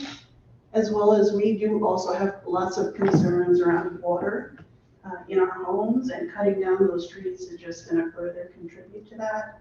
And also just the idea of having trucks running back and forth behind our homes for 2 years is deeply disturbing, especially when right now we have a beautiful nature preserve behind us.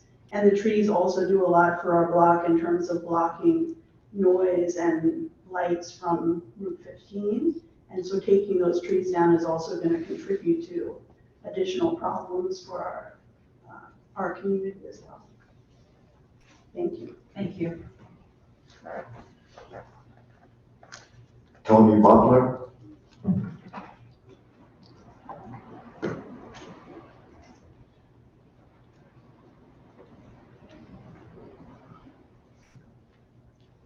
Good evening. Good evening, everyone. My name is Tony Butler. I live at number 1 Long Hill Terrace. I basically live right behind the 8th hole of Yale Golf Course. I've heard the testimony from the presenters, but with all due respect, I don't believe 99% of anything these people have said when it comes to benefiting the residents, benefiting the environment, and especially the trees. So let me just say something about the trees. Where I live, the tree line behind the 8th hole, it is, I would say about 40 to 50, I won't say maybe 40, about 35 feet above my backyard. When the gentleman talks about widening the fairways and pulling the trees back, and him saying that they're trying to, plant native grass or trying to dry the grass out to make the golf course sustainable. When you do that, basically what he's saying is they're gonna make the golf course dry, but it's gonna make my house wet, because that's exactly what's gonna happen. When they cut these trees down, if you were to see my property, it is a direct slope line right into my backyard. So for them talking about putting drains in or connecting ponds and stuff, whatever, sinkholes or whatever they're talking about, that's not gonna do it a single thing for my property, and especially the properties directly around. So I have a real concern as to what can we do to stop it. And if we can't stop it, what remedy do we have if they destroy our property? Because basically, somebody listening to this testimony, if I was in the market to try to buy a house around Long Hill Terrace, Curtis Drive, or Stevens Road, I wouldn't buy none. Because of the fact that we already have a water problem in this whole area. With them cutting these trees down, it's gonna just obviously make it worse. I mean, how can it, irregardless of what they're saying, I know it's already happened with my property. From last year to this year, when they first started cutting these trees, I didn't even, and how did they get permission to even start cutting of the trees anyway? I'm only finding out about this whole project only, this Tuesday? I think for my alderwoman, just this Tuesday, I find out about this whole thing. And another thing, before I forget, because I got 1,000 things on my mind right now. With the trucks, in our meeting that we had in our street, we're concerned about the timing of these trucks. Are they going to run just in daytime? Is this going to be a project going on 24 hours a day? How is this going to be affecting, as far as time-wise goes, with the trucks? So that's the big thing. In other words, I got more questions than I got testimony, and I don't have no answers. And how are we going to get answers? And if we do get answers, if we don't like the answers, do we have any remedy to stop it? And if we don't have any remedy to stop it, if they damage the homes, what remedy do we have to make them compensate us for it?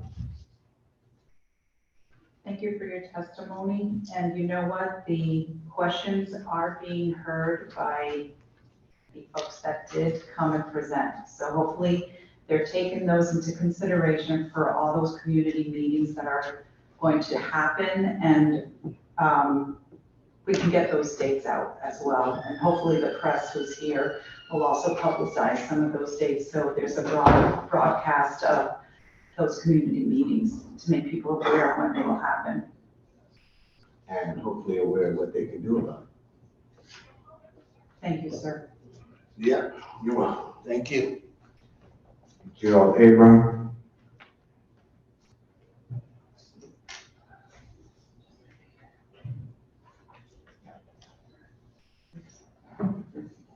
Gerald Abram.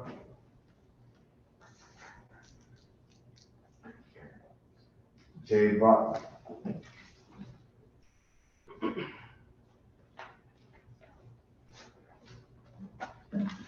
Good evening. Good evening, everybody. Thanks for inviting us up here. Just found out about this today, so I thought I should come on by. My name is Jay Brockman. I live at 160 Laurel Road, which is about 3 blocks down the hill from the golf course. So I've lived there and enjoyed really the last 35 years on that same spot with the golf course as my neighbor. My children have gone sledding there. I walk my dog there, and I'm an avid golfer on So I've seen it change in these last 34 years and understand that the condition that it is in is inappropriate for this level and this quality of the golf course. This golf course is a world-class golf course. I've been fortunate enough to play many of the courses, the best courses around the world, and I know what this course can be, and it needs to be restored in order for it to be the sterling course that it should be. And at that level, of course, it is an economic driver for New Haven. People come from all over the world to play this course. It's that well known.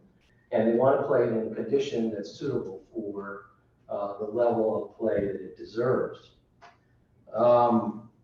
As I said, I've been a good neighbor, and in those 34 years, the only time where there's ever an impact on my livelihood or my enjoyment of my home was when they built the new residential halls at the Yale, and there was at least 1,000 trucks coming right by my house, up the hill, on the public streets, bringing that dirt. It wasn't a traffic problem. It was only a problem in the conditions of the streets. And when they, fortunately, the city has come by and restored those streets, but I would have thought Yale should have had some responsibility in there. And maybe this Hall Road is a way to handle that, at least on the public streets, but I do feel sorry for the people that may be dealing with that. But I do know that you as a city can limit through agreement the times and frequency of those trips so that the neighbors won't be woken up at night and in the evenings. As I was saying about the course, it is a golf course. It needs to be in order as schools, as buildings, as everything we have in our city. They need to be made, allowed to be a golf course, be what they are. Our zoning allows it. It is there. It needs to be a golf course. If you want it to be successful for a city, you have to do the things, allow the course to do the things they need to be doing with the appropriate safeguards. The engineer, I know the engineers, we've used them many times. They're highly qualified. They know today with mapping, 3D mapping, they can find where the water goes, they can find the flows of the water, they can calculate how much water is flowing off and take care of that stuff. And I guess my time is up. Yes. Okay. Thank you very much. If you would like to leave your testimony, Oh, I have to rewrite one of these things. okay, please feel free to email us the testimony. Thank you very much. Thank you. Interest forward.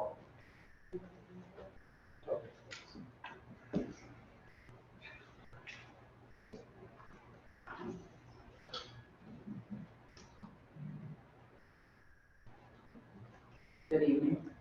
Good evening. Thank you for taking up this topic. My name is Anstris Barwell. My address is 59 Elm Street, Suite 125. I would share the concern of many people you've heard tonight about cutting down 300 trees, especially at the moment we're in with extreme climate change and it happening faster and faster than anyone expects. That this would be is really quite surprising. And I'd like to just raise a few questions about the premise of the plan. We've heard Yale talk about the goal of having a world-class golf course, and that to bring it back to the 1926 plan means that they can make the golf course pay for itself through big tournaments and fees. But the question is, who actually pays the price? It does seem it's the environment and the neighbors. And I think it's worth questioning whether that price is important, is a fair thing at all. You know, this isn't, for instance, like building a hospital. It serves a purpose, but it's a limited one.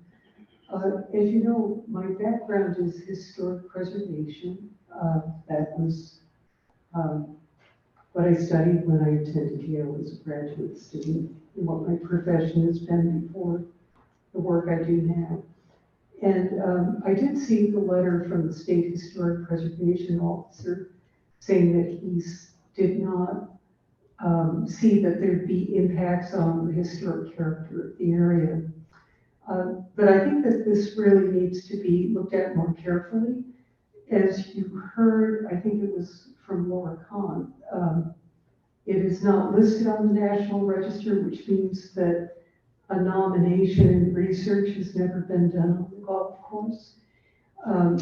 And I see there's a problem in saying you're going to go back to 1926 when you really don't have a record of all of the changes over time and why it hasn't. We look at the New Haven Green, we have it, which is a national landmark.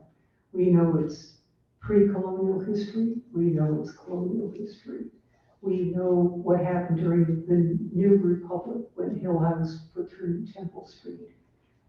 What happened during the City Beautiful movement and the big changes in the 80s with the postmodern reconstruction of it.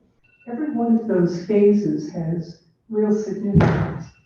And you can't say the 1926 moment is the only moment in the history of this place that you revert to. And especially with climate change, if you would give me, what I'd like to suggest is world class should be looking at climate change and seeing how is it that we are evolving.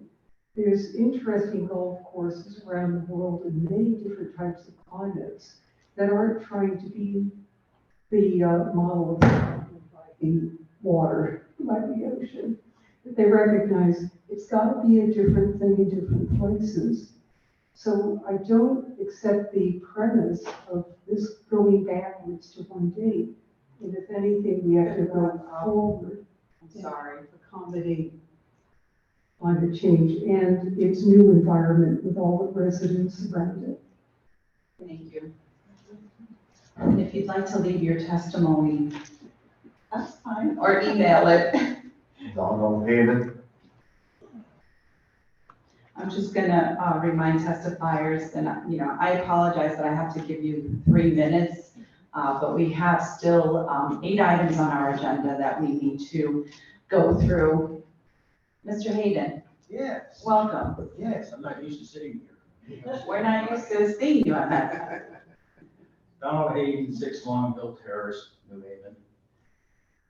I live on Long Hill Terrace. Up at the end of it, my backyard has the Yale fence. About 40 to 100 yards from the fence is the Yale Golf Course. I'm one of the few houses that does not require a sump pump in the basement. Thank God. The concern I have is primarily with their access road. As I understand, because until all their marks called me Monday, I hadn't even heard anything that they were planning to do work around there. So their communication has been non-existent to the neighborhood. As I understand it, they're going to build a 25-foot wide access road. I was in transportation for over 30 years, CDL, Class A trucks and everything else. I don't know what type of traffic they're expecting to use this 25-foot wide access road. That is easily wide enough for at least 2 trucks to get by, if not with a lot of room to spare. The other thing is their entrance to Fountain Street is probably about 20 feet from the base of the overpass underneath the Marathon Fountain Street. During rush hour, especially in the morning, they fly down that road. It is a hazard. The New Haven school will not permit their buses to stop there on Fountain Street to let kids on or off because it is too dangerous.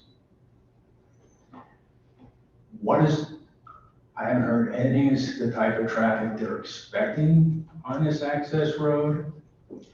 I don't think they've ever tried to do a traffic study of the effect it's going to have in the area, especially in the wintertime. Because Fountain Street is a state plowed road. All the streets around it are city plowed. They're kind of plowed well. The state plows a little better than the city does. They got a bigger budget. But it's dangerous. And during rush hour in the afternoon, you got all that traffic going up the hill. So we would like to meet with Yale to find out what they're planning to do with it. And just to finish it off, I am not a golfer. Tried it 30 years ago, got very frustrated, said, no more.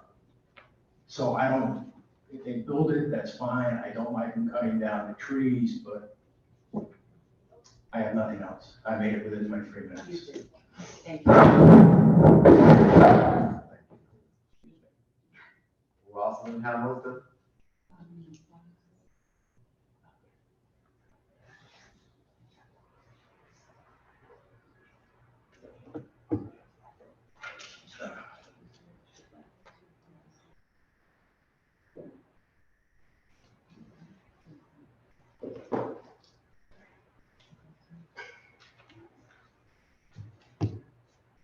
Is there anyone else from the public that would like to speak on this topic?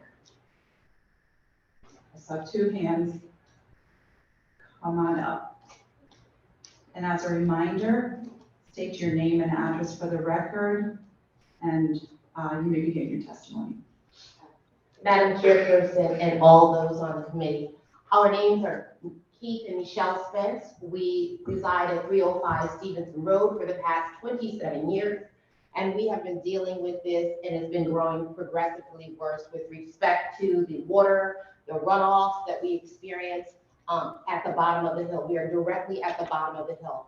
So those trees that they're talking about removing, we have concerns and questions about. Also the boulders and the rocks. Are they going to be blasting?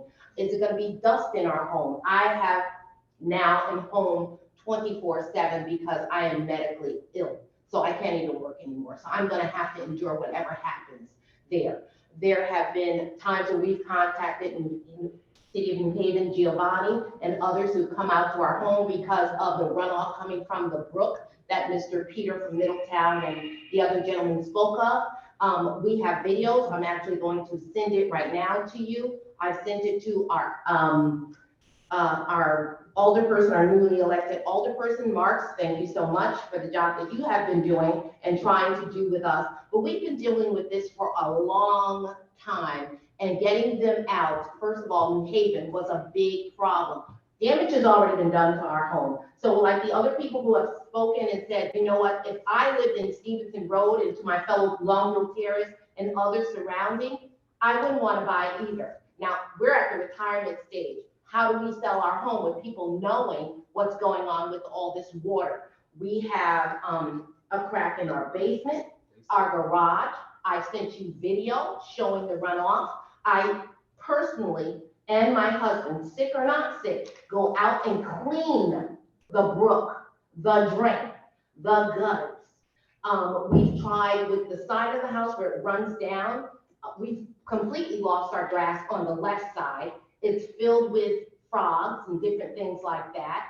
Our neighbors at 295 Stevenson Road, which is Carol Subir, has recently had some work done, and I understand that the state has gotten a grant from not Pat Dillon's office, who's whatever office, and they're fixing her concerns, making ours even worse.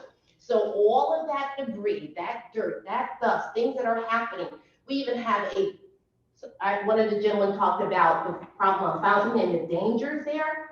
You should see the sheet of ice, and we have walkers, dog walkers, elderly walkers. I have a physical therapist who has had to come to my home several times because I've had 9 surgeries. And I need those things cleared up, specifically Yale. Listen to us, respect us. I love it. Whatever the golf course is going to bring money in, that's fine. We know they're there. They're from 1926. But please respect us. And the problems that we're already having, come, see, fix, do. don't talk, we're tired. I don't know if my husband has anything else to add. She was perfect timing. Thank you. Thank you. Thank you for your testimony. Thank you so much. Is there anyone else from the public that would like to speak on this topic?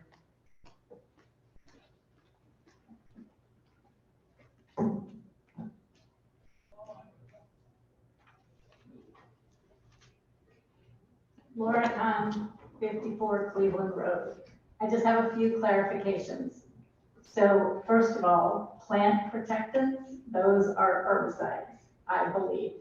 Second of all, per the Connecticut Department of Public Health expert who came to address the Environmental Advisory Council, herbicides, fungicides, and insecticides are all pesticides. I am very concerned that the expert at Yale in charge of dealing with these things doesn't know that. That worries me. It worries me that he could be poisoning all of us with things that he doesn't even understand. I hope that is not happening. This is a 3-page list from 1 year of Yale's pesticide applications on the golf course. It doesn't say when or exactly where, but it was on the golf course. You can see that there's a list of chemicals on each page. And all these affect the neighborhood. Also, the Army Corps of Engineers team leader, Janet Jacobson, who took over from the Army Corps of Engineers person who walked the site, is not planning on visiting the site. So maybe someone came, but he was replaced by somebody else. And my last clarification, according to the Regional Water Authority price structure consultant the Environmental Advisory Council met with in May, large water customers like the Yale Golf Course have larger meters than residential customers, so the rate structure for them is different. Basically, their water is cheaper and we're all subsidizing them. And when they put pesticides on their water, on their grass, they have to use more water and it costs us more money. Thank you very much. Thank you. Is there anyone else from the public that would like to speak on this topic? Is there anyone from the public that would like to speak?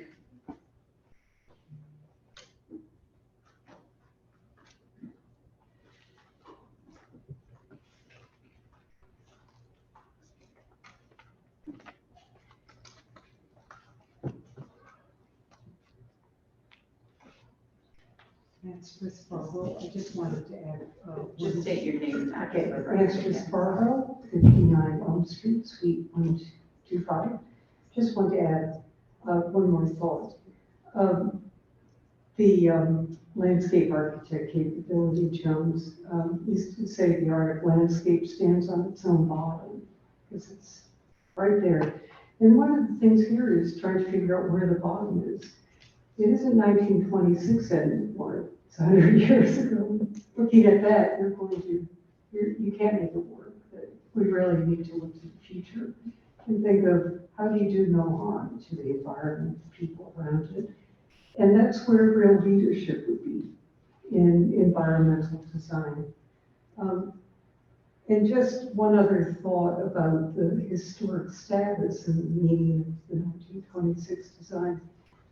The city is a certified local government, as many of you know. That's the state program where the city works on historic preservation and tries to incorporate good thinking about it into its actions. Because it isn't on the National Register but is eligible, and there's no study that has been done about it, I think it could be interesting to refer this to the Historic District Commission for discussion.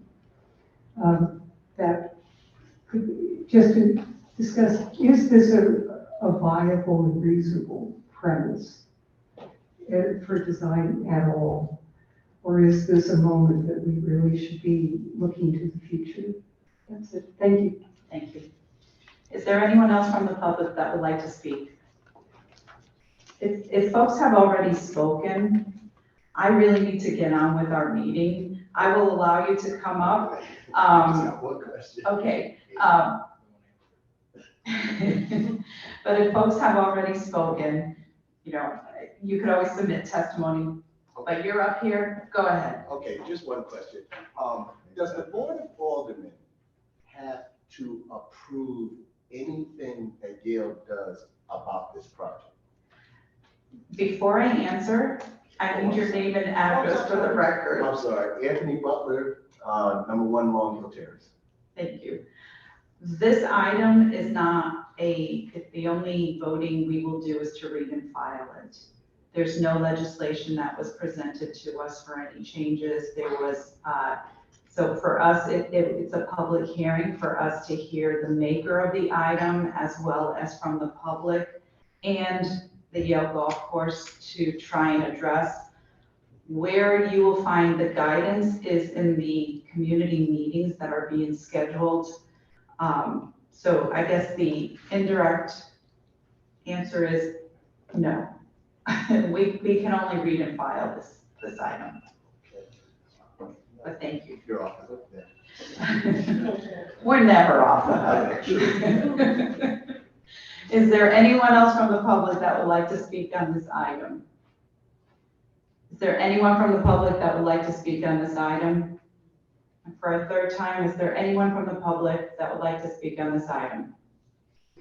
Seeing none, do I hear a motion to close the public portion? I'm here, I make a motion to close the public portion of this item. Second. Okay. Oh, I'm sorry, you're right. We're gonna move on to our next item. Because if I close it, we have to reopen it for the rest of the, I'm thinking, you know, we're going home, but we're not. You know what, I'm going to take like a 2-minute recess, only so if folks who were here for the public hearing need time to clear out, you don't have to stay for the remainder of our meeting. I'll allow folks to exit the room. You are all welcome to stay for the rest of the meeting and keep us company and maybe even testify. But if you don't wish to stay, you can leave. And those that are presenting next, thank you for your patience.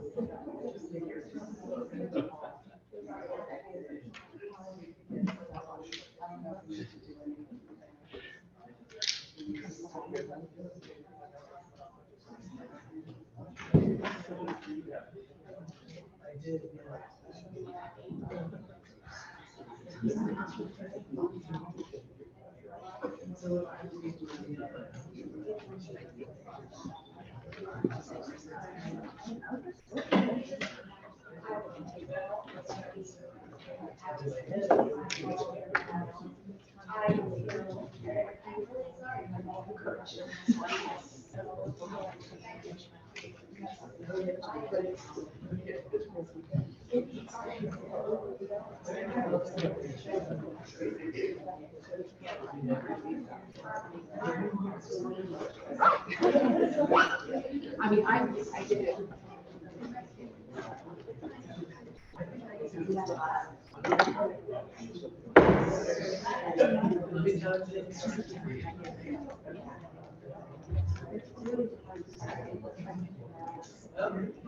Yeah.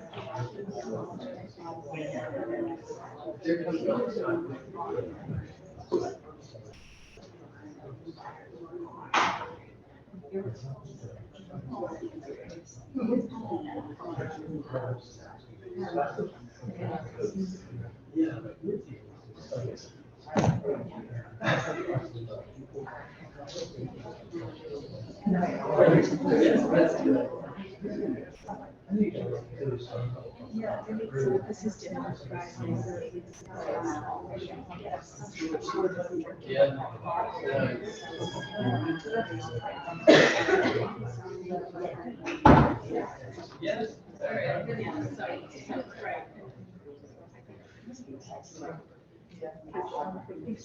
Yes. I know it's difficult.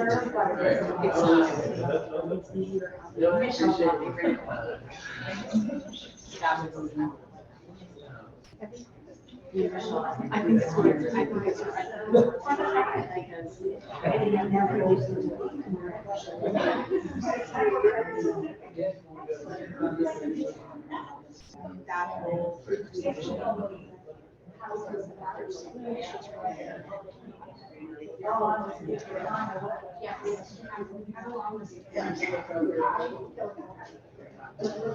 I barely made it through the take care of it. I didn't already have them.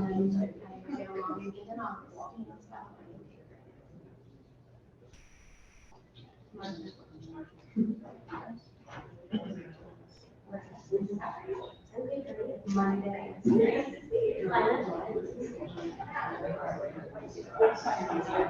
Like really seriously. Yeah.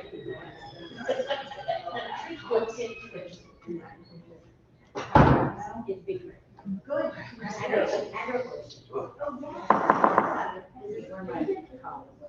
You may have maybe service. Here. Here it is. Quite a week. Can I have the committee members back at the table? So we can continue.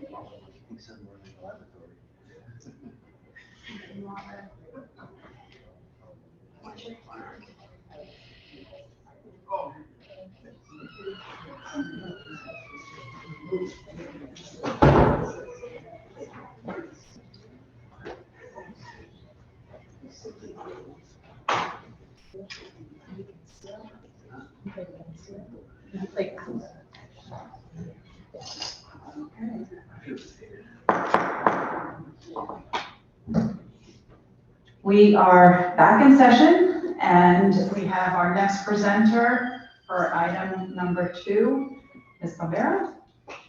You know the process. Good evening, Rebecca Bombero, 122 West Rock Avenue, Deputy Chief Administrative Officer, Acting Director of Parks and Public Works, and currently here covering for our tree warden, who is on a much deserved vacation. So thank you.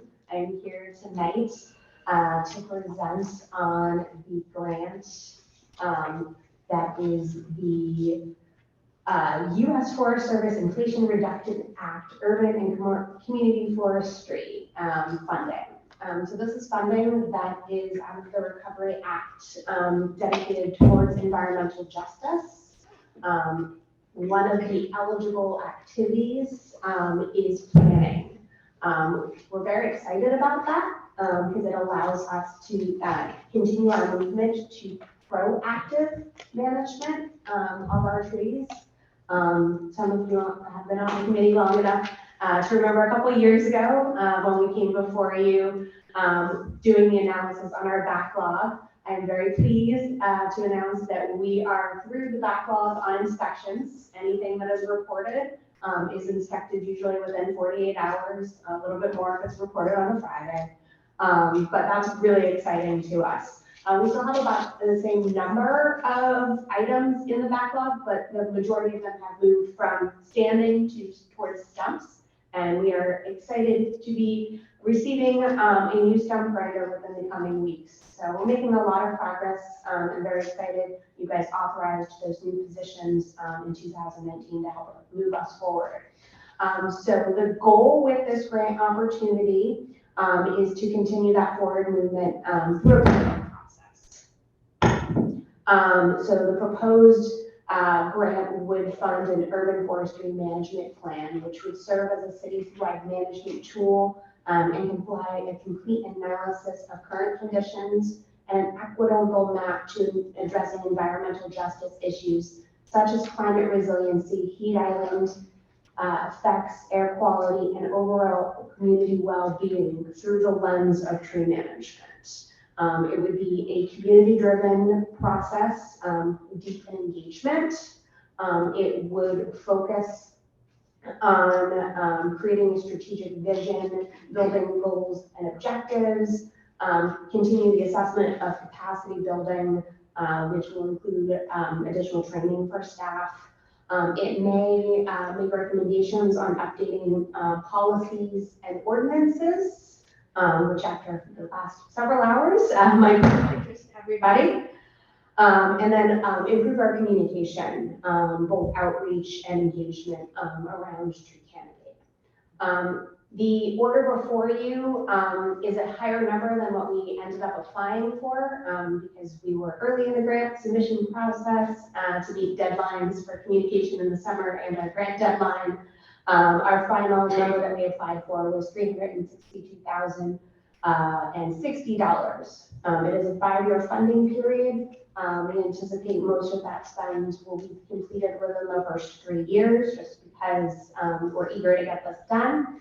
And all of the match is through existing funding.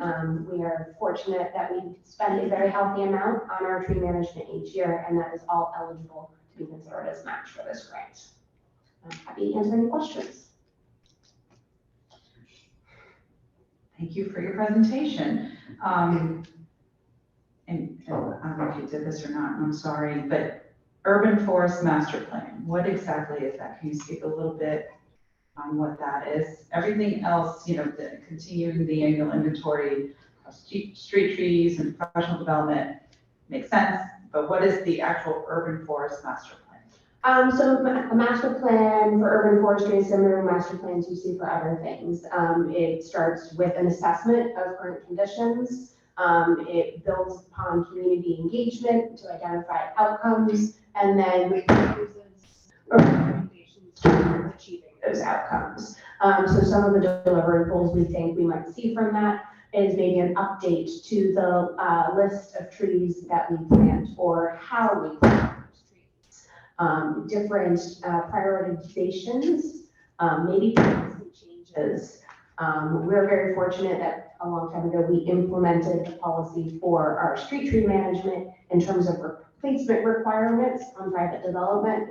Say the hospital comes in and wants to remove trees as part of the construction, they will be replaced inch for inch, all those trees that don't meet our standards for removal. Okay, thank you. That was very helpful, allowing at least me to understand what that plan is. Are there any questions from committee members? Alderman. Thank you, Madam Chair. Rebecca, good to see you in person rather than through emails. How does this initiative relate to the city? The 10-year city plan is underway, the 5-year plan, the Lori Mark. Yeah. What is the synergy and integration with the city plan? Sure. Let's see, this one works better. So the city plan is the broad outline and has small level details on each of the deliverable outcomes. This would take one of those deliverables and go much deeper in terms of the analysis, the engagement, and the planning. Any other questions from colleagues? Alder Marks? Thank you, Madam Chair. I appreciate that. Can we sit here this evening on this committee and have a few questions that relates to the prior matter that was on the agenda.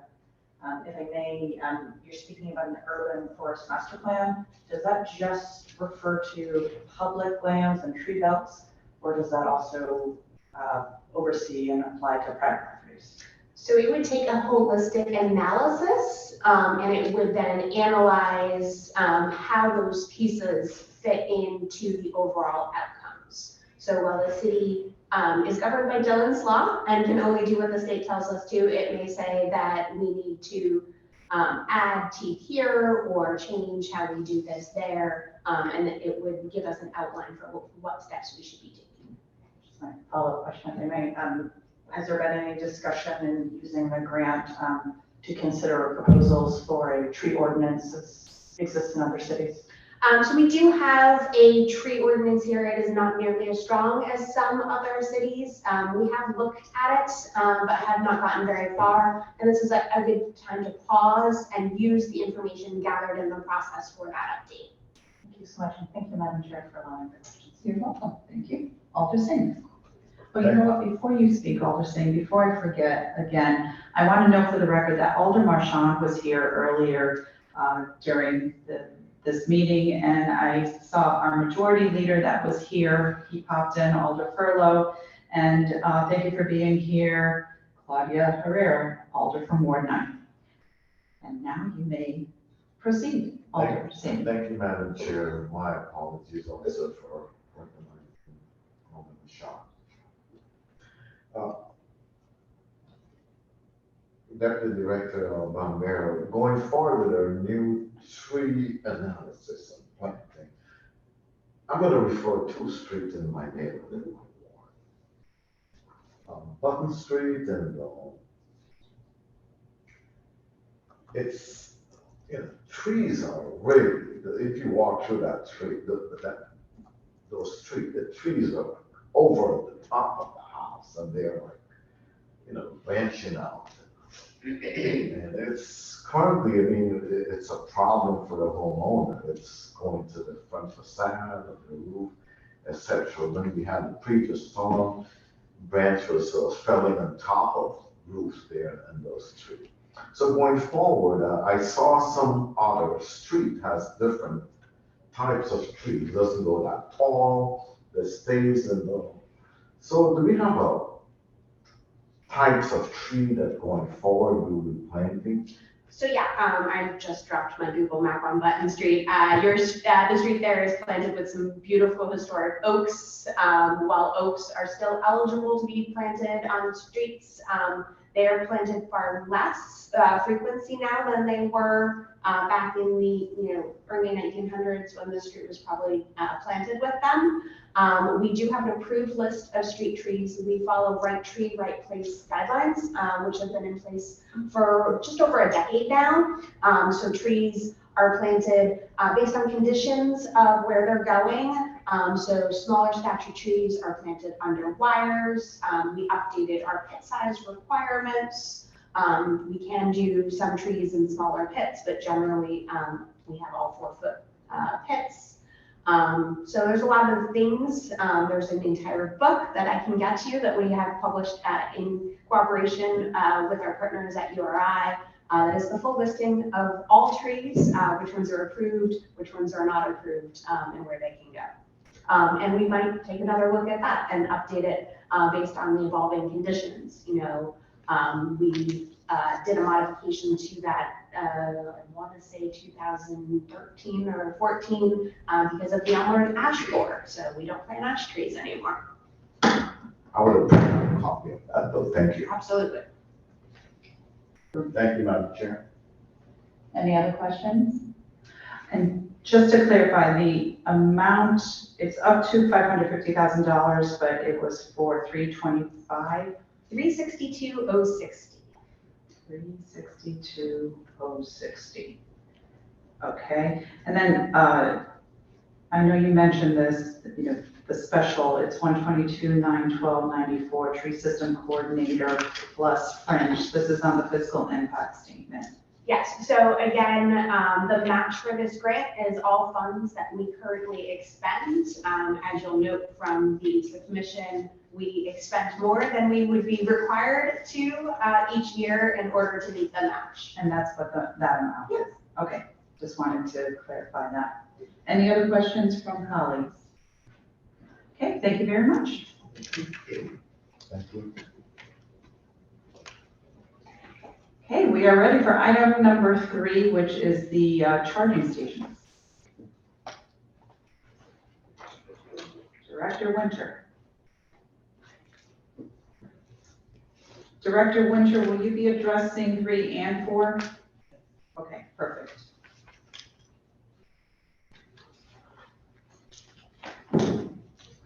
Good evening.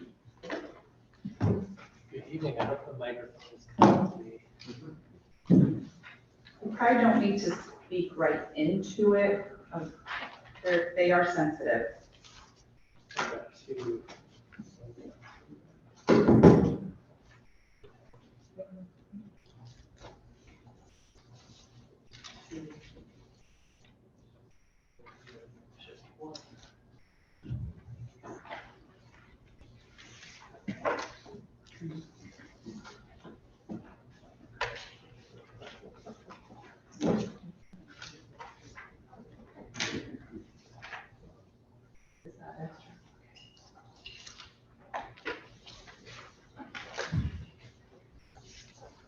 And you know the drill, Director of, state your name and address for the record, and then you can go into your presentation. Good evening, Madam Chair, members of the GIT Committee, Stephen Winter, Executive Director of Climate and Sustainability, 459 Dixwell Avenue. So the first item I'll be presenting on is an application that our office is making in partnership with engineering and traffic and parking, transportation, traffic and parking, to the U.S. Department of Transportation's Charging and Fueling Infrastructure Grant, specifically their community program track. And the application amount would be for, in total, it's $1.7 million project. And the city portion of that would be $340,000, and the federal government would cover the remaining balance.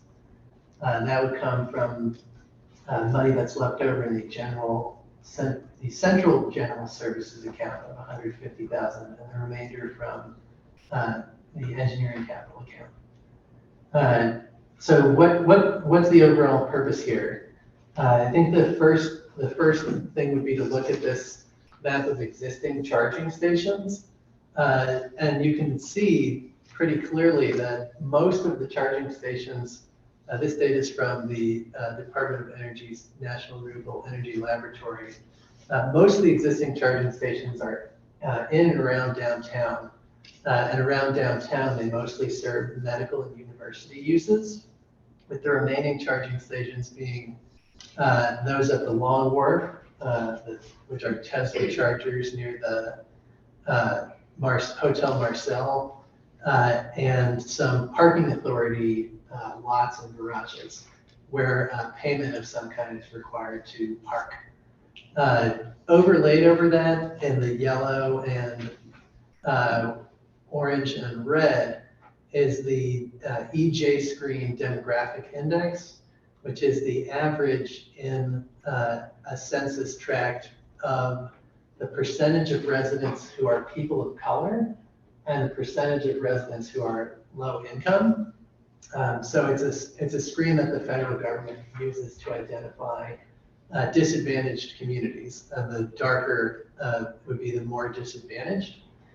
And so we've highlighted the census tracts that the U.S. Department of Transportation considers disadvantaged, which for some reason also includes East Rock. So you can see that downtown, East Shore, and Westville are not considered disadvantaged. So it's pretty clear that the existing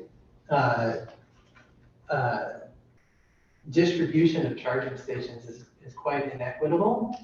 And if you're someone living in one of the disadvantaged communities as defined by the Department of Transportation, if you don't have a driveway to park or a garage to park, you're really not going to have access to an electric vehicle. So you might want to have an electric vehicle, but you wouldn't have a place to charge it. And Consumer Reports has studied consumer disposition towards electric vehicles, and the number one thing across all demographics is a concern about where will I charge.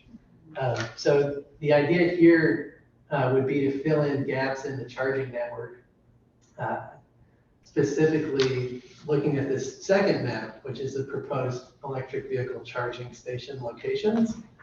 So there's 5 locations that we've selected, which are all on or adjacent to public property, and 4 of them are in disadvantaged communities. One which is not, is in Worcester Square. And the thinking here is that we looked at the residential segment of our property assessment data and looked at the percentage of multifamily housing. And then we also looked at smaller multifamilies, like 2 to 4 family properties, where you're much less likely to have off-street parking. And Worcester Square also has a really high percentage of that type of housing. The other locations would be 84 Grand Avenue. That would be a fast charging station in Fairhaven, which has the highest percentage of these 2 to 4 family houses in the city. The Q House parking lot, so not the one immediately adjacent to the Q House, but just up Dixwell Avenue, there's a second parking lot there. And then a smaller level 2 charging station at King Robinson School. And then Worcester Square and the Wilson Library on the Hill would be mounted on utility poles. So there'd be some charging stations there that someone can park on the street. Wilson Library doesn't have a lot of parking as it is, but there's some on-street parking there we try to take advantage of. So that's kind of the general overview of the locations. And I guess the other things to consider, we had to look at where can the electrical grid actually accommodate this. There's a map that UI has for that.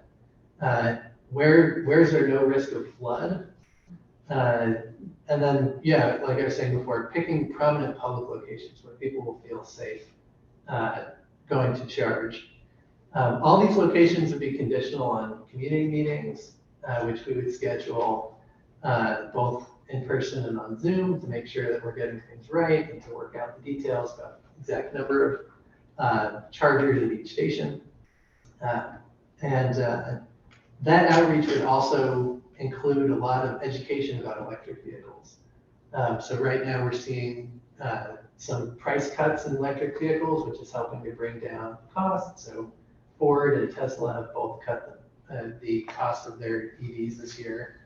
And there's also changes to the federal tax credits. So you can get a tax credit for a used electric vehicle now, up to $3,000, as well as the changes to the existing federal tax credit. So some folks with federal income tax liability could make use of those tax credits. If you don't have federal income tax liability, you can lease a vehicle, and the person you're leasing it from can pass on that savings to you. They can take the tax credit. And then the state also has a upfront rebate program, a cheaper program, which anyone in New Haven is entitled to, as we're on their environmental justice communities list, of $4,250 upfront off of the cost of a new electric vehicle, and $3,000 upfront off the cost of a used electric vehicle. So we're interested in explaining that these things are going to help it make it more affordable for folks, while also stressing the health impacts of eliminating tailpipe emissions. So we look at things like our nationally notorious asthma rate, heart disease, respiratory illnesses. And then increasingly, we're seeing that electric vehicles can be used as a battery in times of emergencies. So some vehicles, you can plug in medical devices in case of an emergency. So folks who depend on ventilators or oxygen concentrators, it could be literally lifesaver if your power were to go out. And then some of the more higher end vehicles can actually provide power to a whole home up to for a series of days in the event of a power outage. So, if you're in the market for a Ford F-150 and you get the right charger, you can do that, which is kind of amazing. They can also feed power back to the grid, which is another story. The last thing I would mention, and that outreach, so that we have outreach as well with a community partner going to events, and we have and hosting events. We particularly want to focus on ride and drive events where people can actually get behind the wheel. There's research that shows that really increases one's predilection to consider buying an electric vehicle. And then we also partner with a nonprofit to do some outreach in the schools and do a train-the-trainer model where we get a cohort of students together to teach other students about the benefits of vehicle electrification. And then finally, the state has also put together, this isn't directly related to this item, but adjacent to it, the state has also put together an application for electric vehicle charging. And they, there's a location at Wilbur Cross at the southeastern end of the athletic parking near the football field and the track there, where they would like to put a charging station. And they were also really interested in Worcester Square. So those two locations may get funded through the state's application. Yeah, I think that's like the general overview of the charging and fueling infrastructure. Okay, well, thank you for a thorough presentation. I will open up to questions. Just, I'm curious to learn, how will the on-street charging work? Will it take up a parking space, and how will we enforce that it is to be used only as a charging space and not a regular parking space? Yeah, that's an excellent question. We propose to very clearly mark it with green paint, you know, and large lettering, and some kind of electric vehicle icon. And those spaces would be for electric vehicles. And that was part of the logic, preserved only for electric vehicle charging, of using space along, you know, along the park at Worcester Square or along Wilson Library. We think electric vehicle adoption is really going to accelerate, and folks are really going to want and need these spaces. It would have some impact on parking, but the parking wouldn't be, you know, in front of someone's home or business. So that was the thinking there, try to minimize the impact on parking. And the other thing I would say is, by picking two locations for fast charging stations, we're also trying to be cognizant of, if you have a fast charging station, you can accommodate a larger throughput of vehicles with a smaller number of spaces. But one is not to park the car, charge it, leave it there. Oh, that's also a great question. So I guess two things. One, if an internal combustion engine car were to park there, then we would need to rely on traffic and parking to come and do parking enforcement like they do in other situations. If somebody were to leave their car charging, you can set up software so that they get charged a higher rate for occupying the space as an incentive to kind of get them moving. So that's like a very common strategy for making sure that folks don't linger once they've charged for a certain period of time. Okay. Thank you for those answers. Any questions from committee members? Alder. Thank you, Madam Chair. Director Winters, can you explain what a fast charge is? How long a fast charge is? Yeah, no, that's a great question. All of these terms are kind of squishy, and more so than I think people would like. But you know, a typical fast charger would maybe be 150 kilowatts.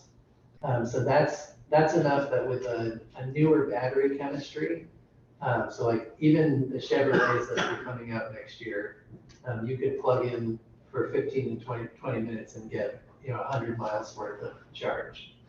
So it's a big change. And then there are some that are even faster than that. And that kind of depends on what the market looks like, what we can afford in terms of how high a speed to go with.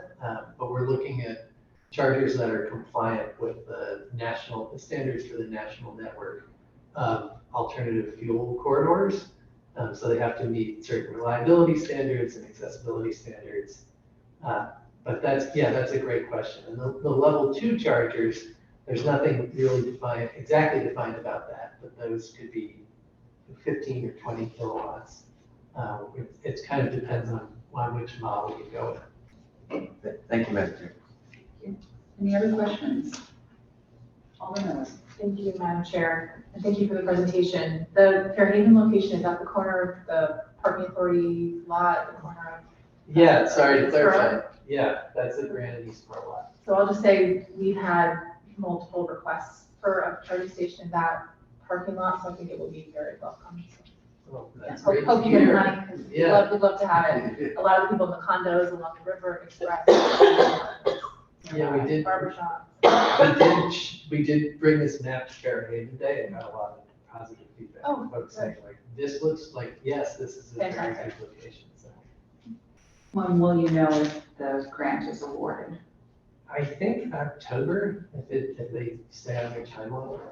Please let us know. Absolutely. Any other questions? Alder Franklin. Thank you, Madam Chair. Steve, good to see you as always. Are the manufacturers or whatever federal agency is involved with this providing a scale of X number of cars are manufactured, X number of charging stations are needed? Is there any ratio? Is the industry thinking about ratio, number of stations as this is kind of such an exploding issue? I just wonder in terms of projections and planning, whether the industry is looking at the ratio between the number of cars on the street, electric charge cars, and the number of stations available. Yeah, no, that is a great question. So the U.S. Department of Energy has this tool called EDI ProLight, which we learned about from the Argonne National Lab. And, I think this assessment, I don't know, they probably know better than I do. It could be low, but they estimate that by 2030, 12% of all vehicles on the road will be plug-in vehicles. And why could that be a low estimate? Well, Tesla, which just a few years ago was making less than 100,000 cars a year, is on track to produce 2 million cars worldwide this year.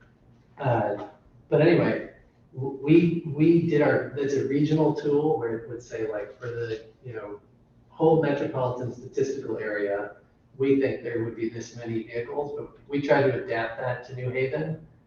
So we have 55,000 light duty vehicles approximately today. So that would be 6,600 EVs by 2030.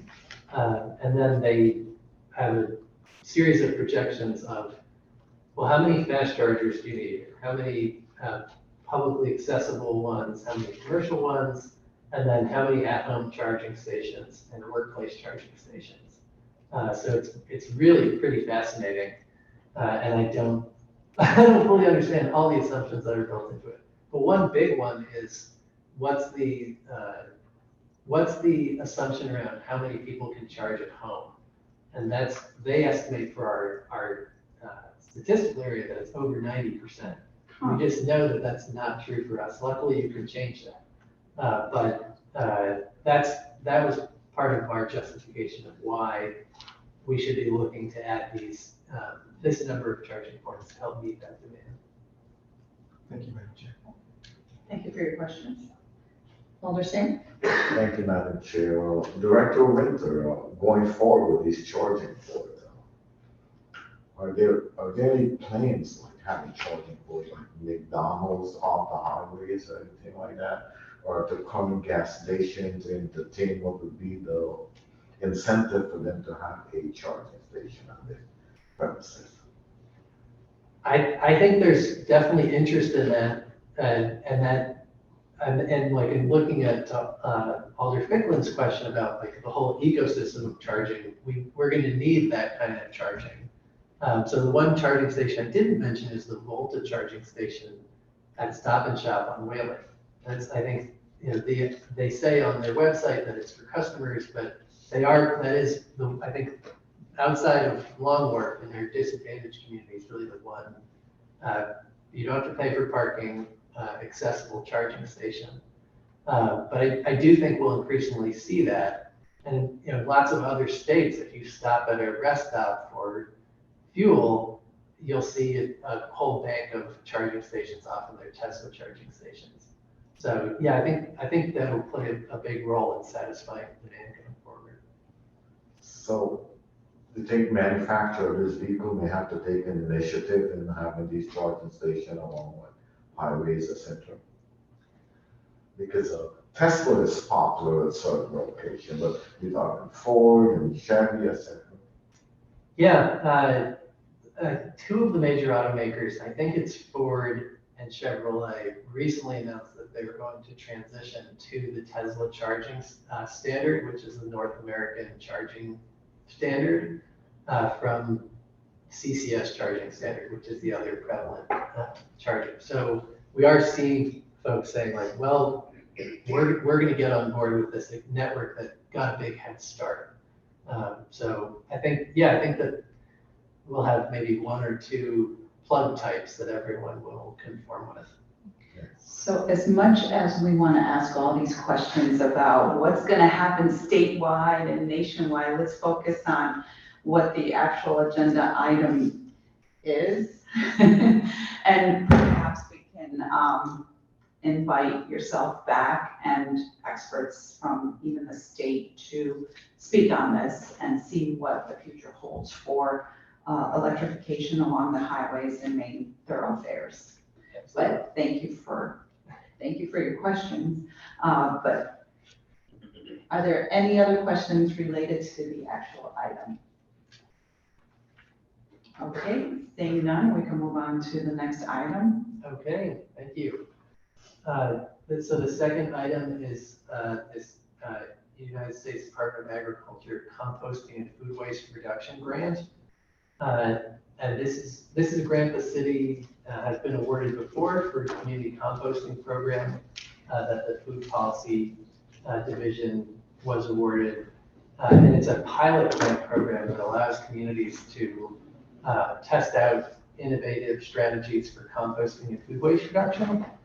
And I think there's really kind of 2 main areas that we would focus on with this grant. And I guess I should say, like, in terms of context setting, we really believe that the city needs to continue exploring avenues for residential compost collection. And as you know, the city's services residences of 6 units or less, but doesn't serve larger residences and doesn't serve commercial entities. So that having been said, with a pilot grant, you really can't, you really couldn't get like a citywide program off the ground. But knowing how much of our waste stream, between 20 and 25% is organic, and also knowing that 2/3 of the waste volume in New Haven is not served by the city.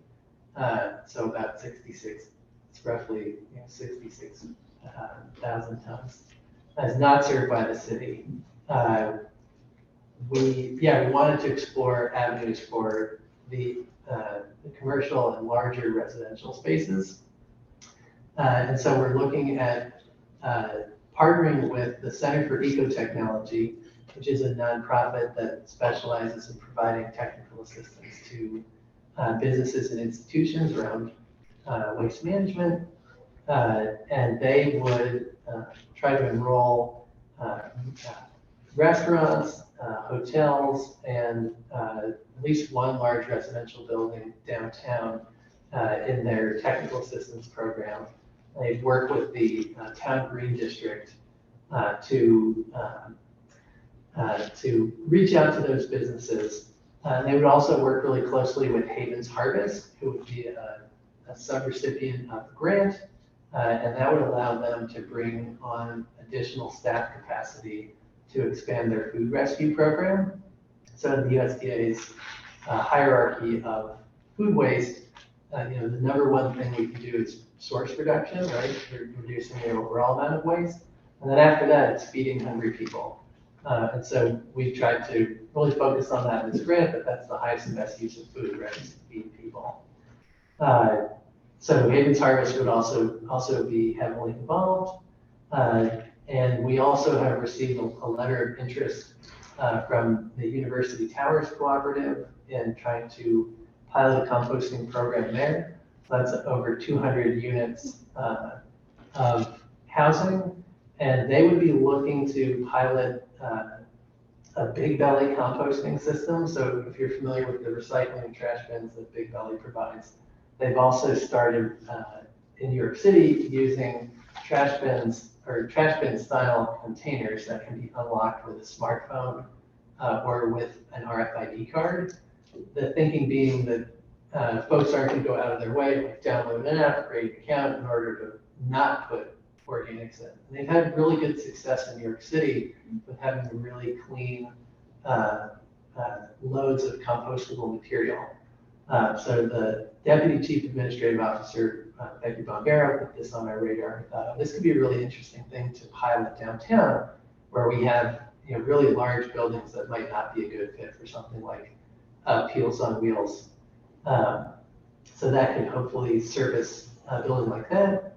And then another piece of the activity downtown is there's a company called Bright Feeds, which is based in Berlin, Connecticut.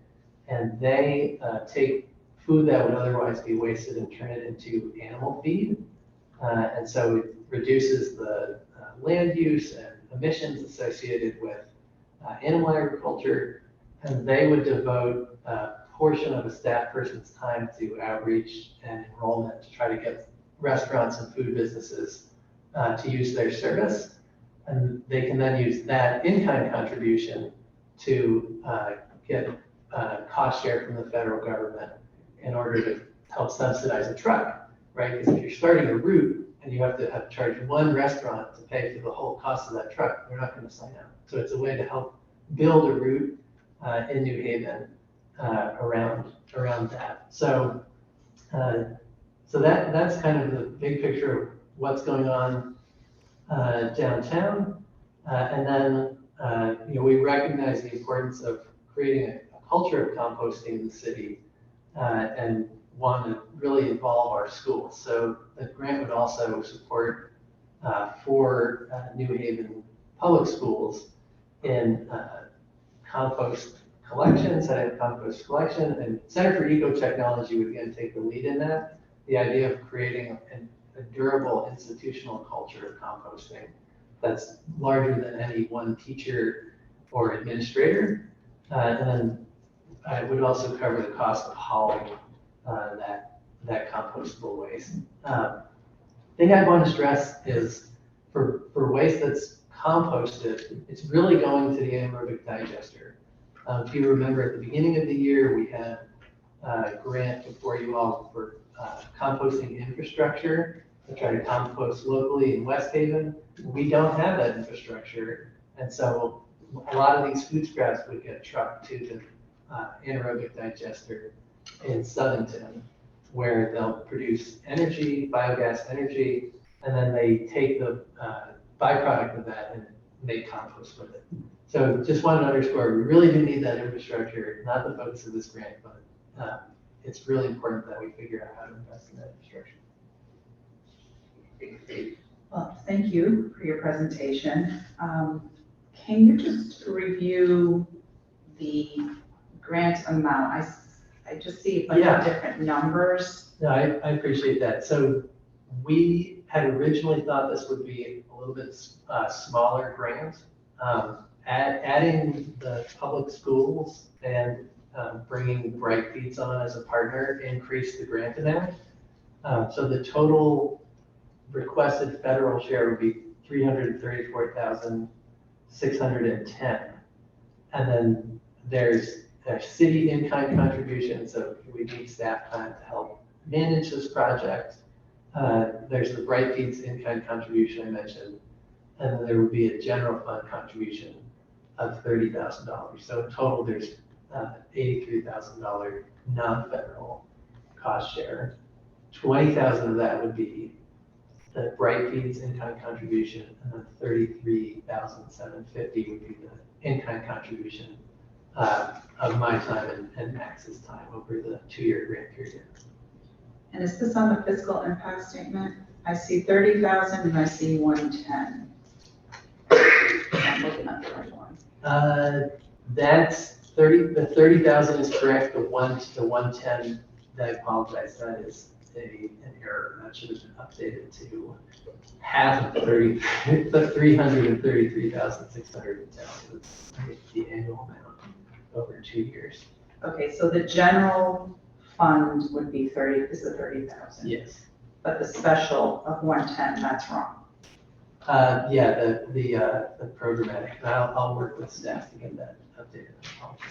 Okay, so the total is $334,610 plus the city's in-kind contribution. The 30K, that is 83K, that is non-grant. It's a non-federal cost share.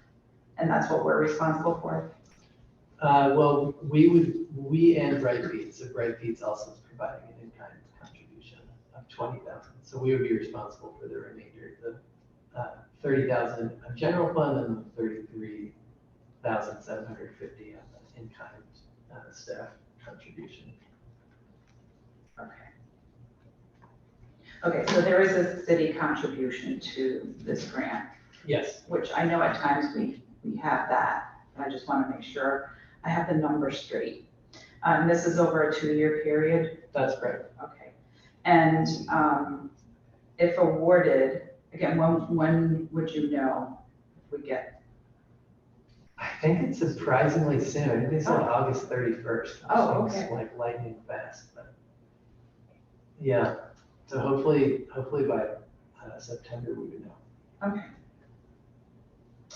Yeah, let us know if we get it, because we go through this whole process, but we never know if we actually are awarded some of these grants. Are there any questions from colleagues? Alder Miller? Thank you. Thanks for the presentation, for the effort. My question was about, you mentioned, can you update us on, I know we saw one proposal about composting. I feel like maybe we saw 2, I'm not remembering. Could you just update us on what's going on with the previous composting related items? Yeah, so the infrastructure grants, West Haven was the primary applicant, and as far as I know, last time I reached out to them a couple weeks ago, they hadn't heard back yet. And then the other proposal that involved composting was the recycling education grant, where we'd be doing education around recycling, composting, litter, like everything, but including organic material. And the health department was the primary applicant for that grant. And it has passed through 2 stages of, I think, 3 stages of review. That's also, that's an EPA grant. So hopefully soon we hear about that. Brooke Logan was helping to lead that grant. Okay, thanks. Any other questions? Okay. Thank you. Thank you. And before we go on to the next item agenda, is there anyone from the public that would like to speak on any of these 2 items? Item number 3 and 4, car electrification or this composting food scrap grant? Hello.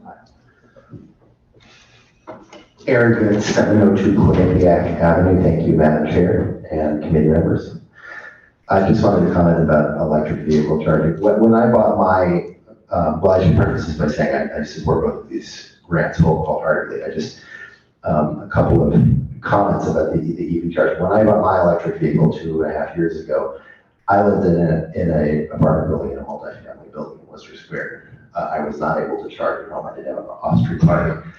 The only place I could charge was in a New Haven Parking Authority lot, which was a third to a half a mile from my house, and I was willing to do that because I'm a tree hugger. But for most people, that's going to be an insurmountable obstacle, and that is it's preventing people from adopting electric vehicle technology in New Haven just because of our demographics, because of the preponderance of people living in multifamily housing. So we need to build out that infrastructure. Just a couple. There are issues having to do with the management of these spaces, especially if they are on-street spaces. There's enforcement issues. There's policies about how long people can stay there and how you adjust the rates depending on how long people stay there. There, I think, are some abuses of the free chargers in New Haven Parking Authority lots currently. We have a 9-hour limit for those slots here. I think most other places, the kind of best practices is 4 hours. So I think there are some adjustments that might need to be made there. The main issue, though, has to do with maintenance of these public chargers. And I was waiting for somebody to ask this. I didn't quite hear it come up. I think there's a study out of California that came out earlier this year saying at any given time, 23% of public chargers are not functioning. They're out of use, and it can be very frustrating. I drive around the state, and I charge public chargers all the time that are not functioning. It's very frustrating, and it's even more frustrating if you're about to run out of charge, no longer be able to to use your vehicle. So I want to build out this infrastructure probably more than anybody. It benefits me personally. It's in, alignment with my values, but I don't want to see us build chargers if we don't have the kind of maintenance infrastructure in place. And there's a lot of different aspects to that. I mean, just as basic a thing as having a specific kind of ticket on C-Click Fix for fixing EV chargers. We don't have that. There's no way to easily report that. The parking authority does a very good job of maintaining the chargers in their lots, but I've seen other public chargers in other places that are out of use for months at a time. So I don't want taxpayers in New Haven to be installing something if they then quickly become unusable. So that's just the one proviso I wanted to put on my overall overwhelming support for both of these grants. Thank you for that, and thank you for bringing that to our attention. And I think we will have the opportunity to do that if awarded this grant with community outreach. So our director is still here, he heard it, and hopefully, did you want to address it? Yeah. Okay. And while our director is coming up, I just want to recognize Alder Streeter has joined us. Stephen Winter, Executive Director of Climate Sustainability, 459 Nickel Avenue. Excellent comments from Mr. Good. He always has excellent feedback. I guess two things I wanted to stress. One, the stations would not be free. We would try to make them as affordable as possible, but I realized I didn't actually mention that. These would not be free charging stations. They would be as affordable and reliable as we can make them. On the point of maintenance, for the fast charging stations, like I mentioned, those would be compliant with these alternative fuel corridor standards. And those stations are required to have 97% uptime. But we did consult with engineering about this and budgeted 5% of the station costs for those larger stations. So there is $213,000 for a 5-year maintenance contract built into the grant. So we understand that like the last thing we want to do is just like clog up the city with broken charging stations. Thank you. Thank you. All right, well, thank you for that. Is there anyone else from the public that would like to speak on these two items? Is there anyone from the public that would like to speak on EV and, what was it, composting? For a third time, anyone like to speak, to testify on these two items? Please come forward. Okay, seeing no one, we will move on to our next item, item number 5, which is scrub. Hazard mitigation. Hello. Thank you for your patience this evening. Good evening, Madam Chair and members of the committee. My name is Anna Harchin. I'm the Assistant Director of Comprehensive Planning for the City of New Haven. I live at 705 Quinnipiac Avenue. So we are representing Quinnipiac. Our first item of business tonight is the resolution adopting the 2023 version of the hazard mitigation plan. This is a plan that is a required document that the Board of Alders must adopt every 5 years in order for the city to be eligible for federal funding via FEMA grants. In 2018, the city elected to become part of the SCROG hazard mitigation plan, which means that SCROG takes the lead on the writing of the plan, the public outreach of the plan, in conjunction with all the 15 other municipalities that are also involved. The plan is a document that is 700 pages long, so we did not print that for you. Thank you. If you are interested in reading the entire plan, it is on the SCROG website. I'll just quickly go through the different sections of the plan and kind of describe what the plan entails. There's an overall hazard mitigation profile for the region that is made up of those 15 municipalities. And then there's a separate appendix section for each municipality in themselves. So I'll talk specifically about New Haven. The first thing the plan entails is a profile of the municipality, which includes demographic studies, geography and water, transportation, land use, and development. So it's just kind of an overall summary of what New Haven is in those categories. And not to interrupt, but we do have that in our packets too. So in case colleagues need it, it is in your packet. The second part of the section is the hazard profiles, which is really what the hazard mitigation plan gets to. This is back up a little bit. The document in itself describes the hazards that the city and the region are prone to and the strategies for how the city will be addressing those issues over time. So the hazard profile includes definition of critical facilities, things like schools, public utilities, hospitals, what are the most vulnerable assets, and an analysis of recent historic disasters, including federally declared events, droughts, and issues at the wild urban interface. We don't have a lot of those because we are so developed. Next, the third section of the report is the risk analysis, where Scrog went through and did a number of exercises regarding where are our most vulnerable locations, how are the vulnerabilities related to economics. So you'll see in the report, if you read it, kind of estimates of what it would cost us if we had a cat or a hurricane. So there are a whole series of economic indicators in there.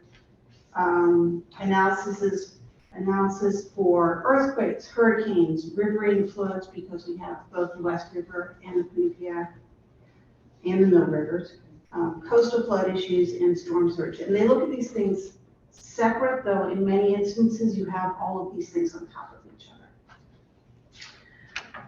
There's a description of what the annualized losses could be for the city for those events. And then the fourth category is about capabilities. So what kind of capabilities do we have in terms of what is our regulatory structure related to coastal hazards?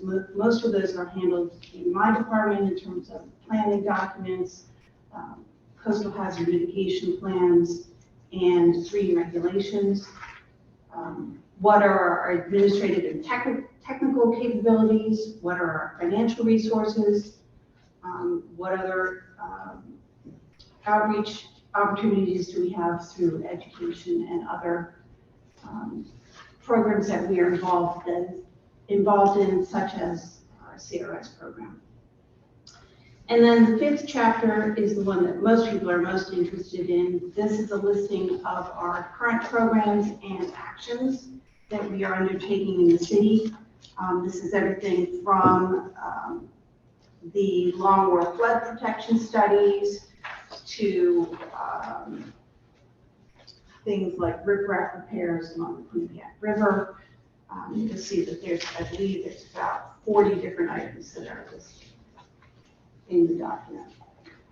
I would be happy to go through any of those individual items, but the needs of my children calling in my head, I will keep it short, but I'm happy to discuss any specific questions you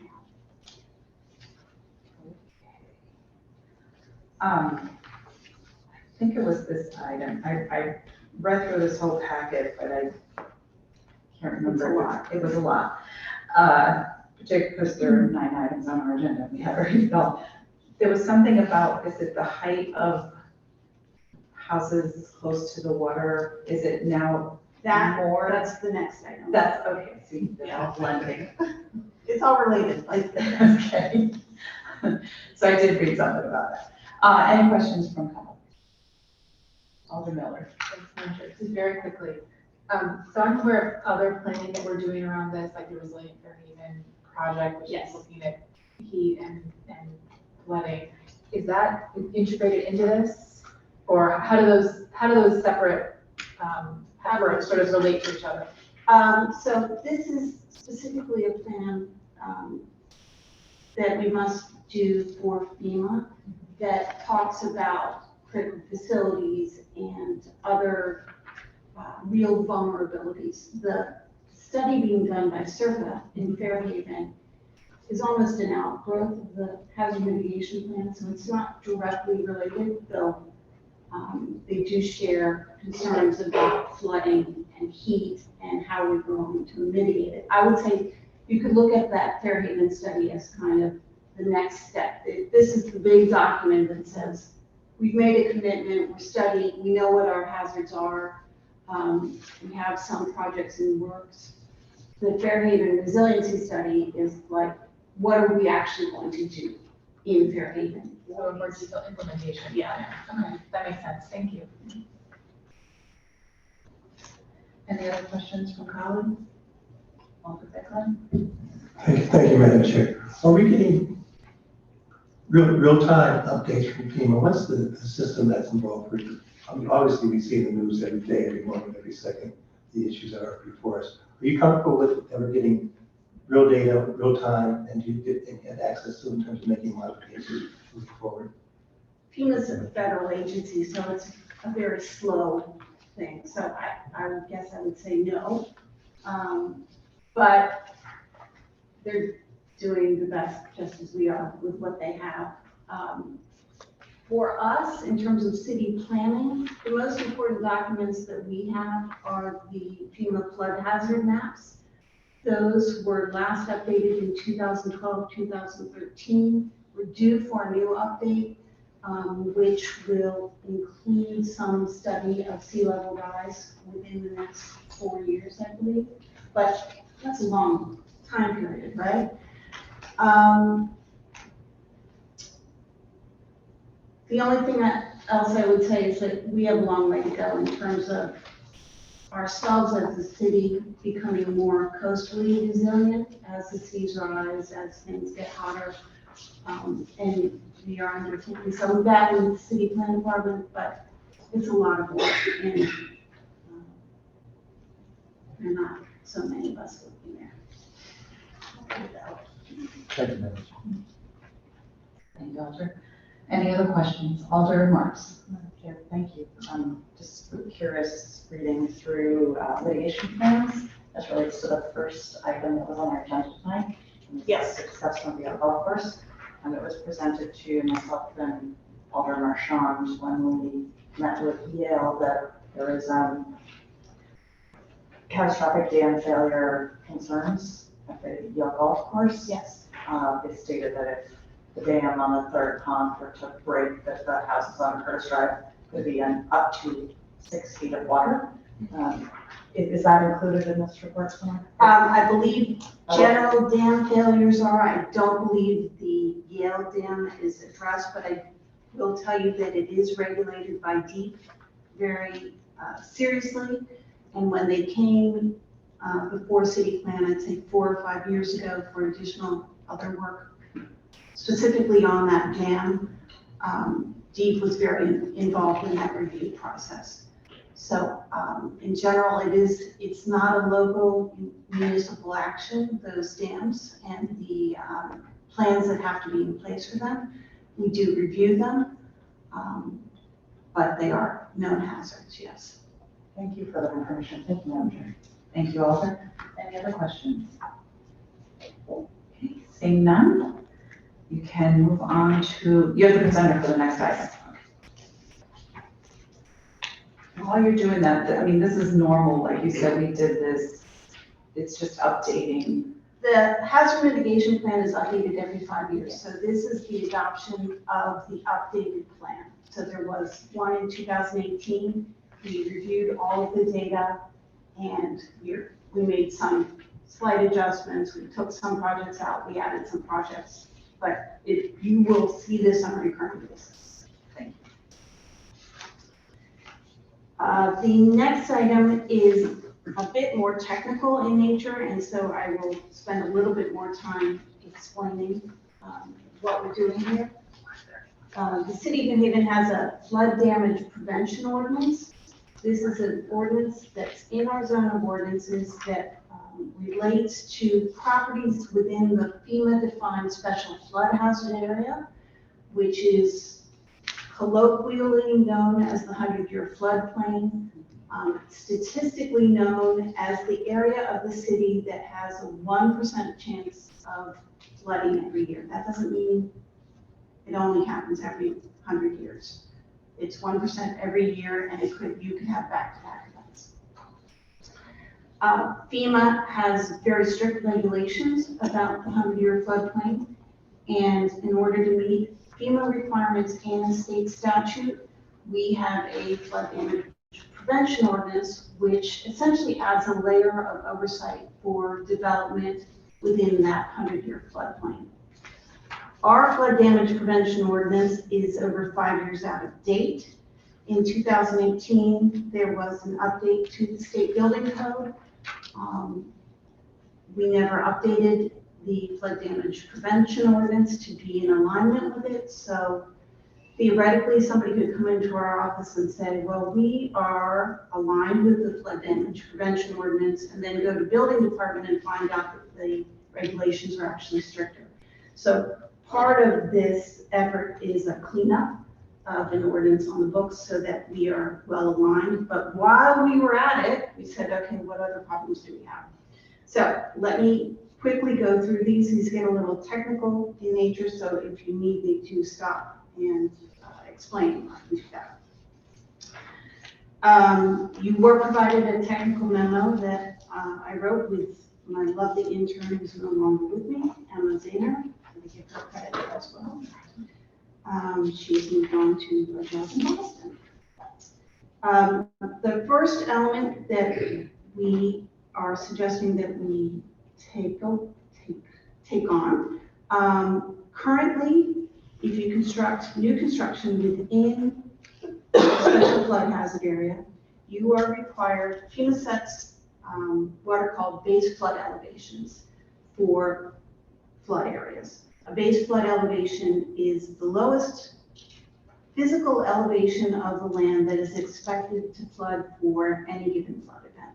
If you look at the FEMA maps, you'll see, if you take a look at areas in Longworth, you'll see these little numbers that say 13, 16, things like that.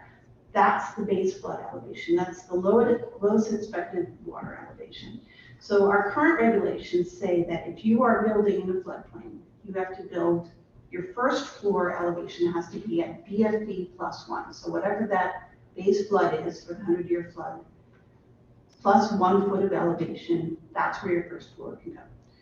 We are suggesting that we as a city of New Haven adopt a more aggressive stance on that because of sea level rise and go to BFE +2. The only other municipality in the state of Connecticut that has adopted a BFE +2 is New London. But given that we are a coastal city, I would suggest that this is a wise move to protect people who are spending dollars in the special flood hazard areas. The second update is an update to a definition of substantial improvement and substantial damage. Per the current regulations, the building department does, if you want to build in a special flood hazard area, the building department will take a look back 10 years and say, what was your value of your building 10 years ago? What's your value today? Are you exceeding 50% of that value? And if so, you have to comply with these regulations. There's a little bit of an inconsistency of how the building department has gone about that. Some people will come in and say, oh, well, I have a statement from my bank that says my building was worth $100,000 10 years ago, and it's worth $125 now, and I'm only doing $10,000 worth of work. And the building department doesn't really have a leg to stand on to say, we don't like those numbers. So we've changed that value in the ordinance to be based on the change from the market value of the structure to the appraised value by the city of New Haven, so that we can go to the appraiser's office and look up the value and be consistent across the board. The third definition change is that we're adding a definition of critical facilities, and we are also suggesting prohibition of new or expanded critical facilities in the special flood hazard area. It stands to reason. You don't want to build schools or hospitals or other critical infrastructure within the area of the city that's most likely to flood. So we are suggesting that the only caveat there that we changed was critical facilities involved in the pumping of stormwater or sewage. Because, like it or not, the WPCA, because our system is mostly gravity fed for sewage, is in the lowest spot of the city. It has to be in the lowest spot of the city to make the sewer system work. We're not going to be moving that facility, so we have to accept from that. The fourth point is requiring applicants refer to the building code, which gets updated every 3 years, in determining what quantities of potentially hazardous material are allowed. And we are suggesting the banning of specific non-residential uses with hazardous materials. So things like dry cleaning facilities, expanded waste management, anything to do with gas or diesel fuel. I will say explicitly, we are also banning the expansion of uses within the floodplain regarding gas or diesel fuel. That would include the tank farms. The fifth point that we're changing is we're banning new above ground storage tanks and underground storage tanks in the special flood hazard area. Because again, we thought it was very important as we move to a post-petroleum era, really keep these kinds of very hazardous uses outside of the floodplain. At the request of the building department, we are prohibiting the conversion of non-residential to residential use below the BFD +2. Building department wants, so there are a lot of people in the special flood hazard area now who say, have a basement, and they're like, we want to make that an apartment. We feel that really isn't a great use of space. It's dangerous because those will be the first places that floods. And we want to make sure that we are protecting our residents. And then the seventh change would be, we just tied the prohibited uses back to the ordinance where we add a list of prohibited uses that were not previously in the ordinance itself. So we're including in that waste management and junkyards and salt storage piles.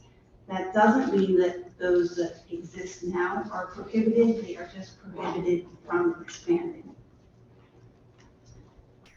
And that is all the points. I'd love to answer any questions. Okay, thank you for your presentation. And it looks like we also have in our packets the marked up version, so that's helpful as well. These changes that are indicated is for moving forward, yes, not existing. Existing uses we explicitly grandfathered, and we added language to that effect. One thing I didn't realize, and when the lawyers vetted it, I think we were all surprised.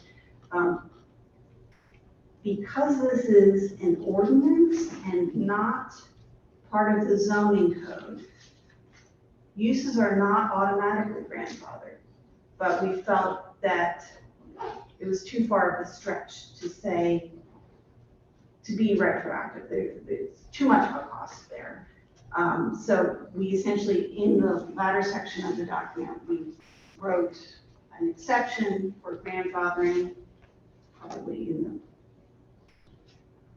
it was one of the latter sections, and I could find it if you need the specific language, but no, uses are allowed to continue if they exist at date of adoption. Okay. And then how are these changes made and decided on? I mean, it sounds like you consult with the building department, engineering, but I'm assuming you also go outside of the municipality, state level. The state has a boilerplate document that they send us, that is what they send to all municipalities who are looking at their flood damage prevention ordinances. So we started first by comparing that boilerplate to what we have now. And then we convened a series of meetings with departmental heads and other people within the city to vet the different sections that everybody found problematic. And then we kind of compiled that, took it through Corporation Council, and that is the document for you. Okay, thank you. Any questions from colleagues? Alderman Miller. Thank you, Madam Chair. Thank you for the presentation. Thank you for this work, which really, I think is really important. My question is about the above ground storage tanks and whether you explored any way to like sunset them or to address some locations where they are, which is right, like on the Quinnipiac River, where we know it's seems like a historic district and it's incompatible with that. Is there anything we can do to try to reduce the number of storage tanks that are along the river? I've spent a lot of time thinking about this question because, you know, you have the economics of us being a port city and a lot of reliance on the diesel that's coming into the port, but also, you know, even on my side of the river where, you know, we have Gateway Terminal operating, they do give us a lot of tax dollars. I think in the long term, the way we're thinking about it in city plan is that at a certain point, we're all going to divest ourselves of fossil fuels. And so we're trying to think in conjunction with our planning for sea level rise, okay, you know, we may not need these tanks at a certain point. I don't, in my explorations with corporate counsel, we really thought a lot about this, and we have not found an effective mechanism for divesting ourselves early of those uses. But it is a problem we're still working on. So there really isn't an easy answer. This is the first step in saying you can't get any bigger. It doesn't solve the problem of having all of these in the floodplain.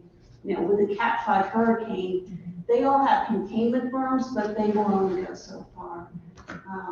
So it's a problem. Years in the making, hopefully not as long to solve. Thank you. I appreciate the work, and I think the more we can do to push in that direction, the better, but this seems like a great start. Any other questions? Okay, thank you very much. Thank you. Is there anyone from the public that would like to speak on any of these two items regarding this ordinance amendment to SCROG? Actually, ordinance amendment to the building code as well as the SCROG item. Again, is there anyone from the public that would like to speak on any of these two items? For a third time, anyone from the public that would like to speak on these two items, please come forward. Okay, seeing no, we'll move on to item number 7, which is application to the U.S. Department of Agriculture.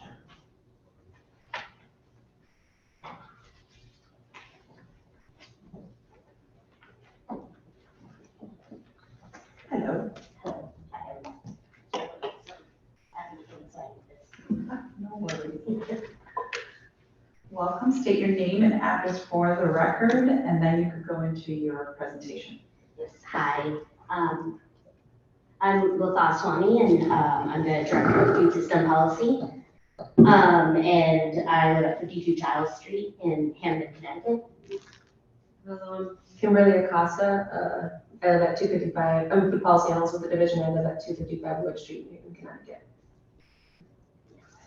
Hi, we're here to respectfully advise the City Services and Environmental Policy Committee on our division's application to the U.S. Department of Agriculture Forest Service, specifically the Urban and Community Forestry Inflation Reduction Act Grants Program.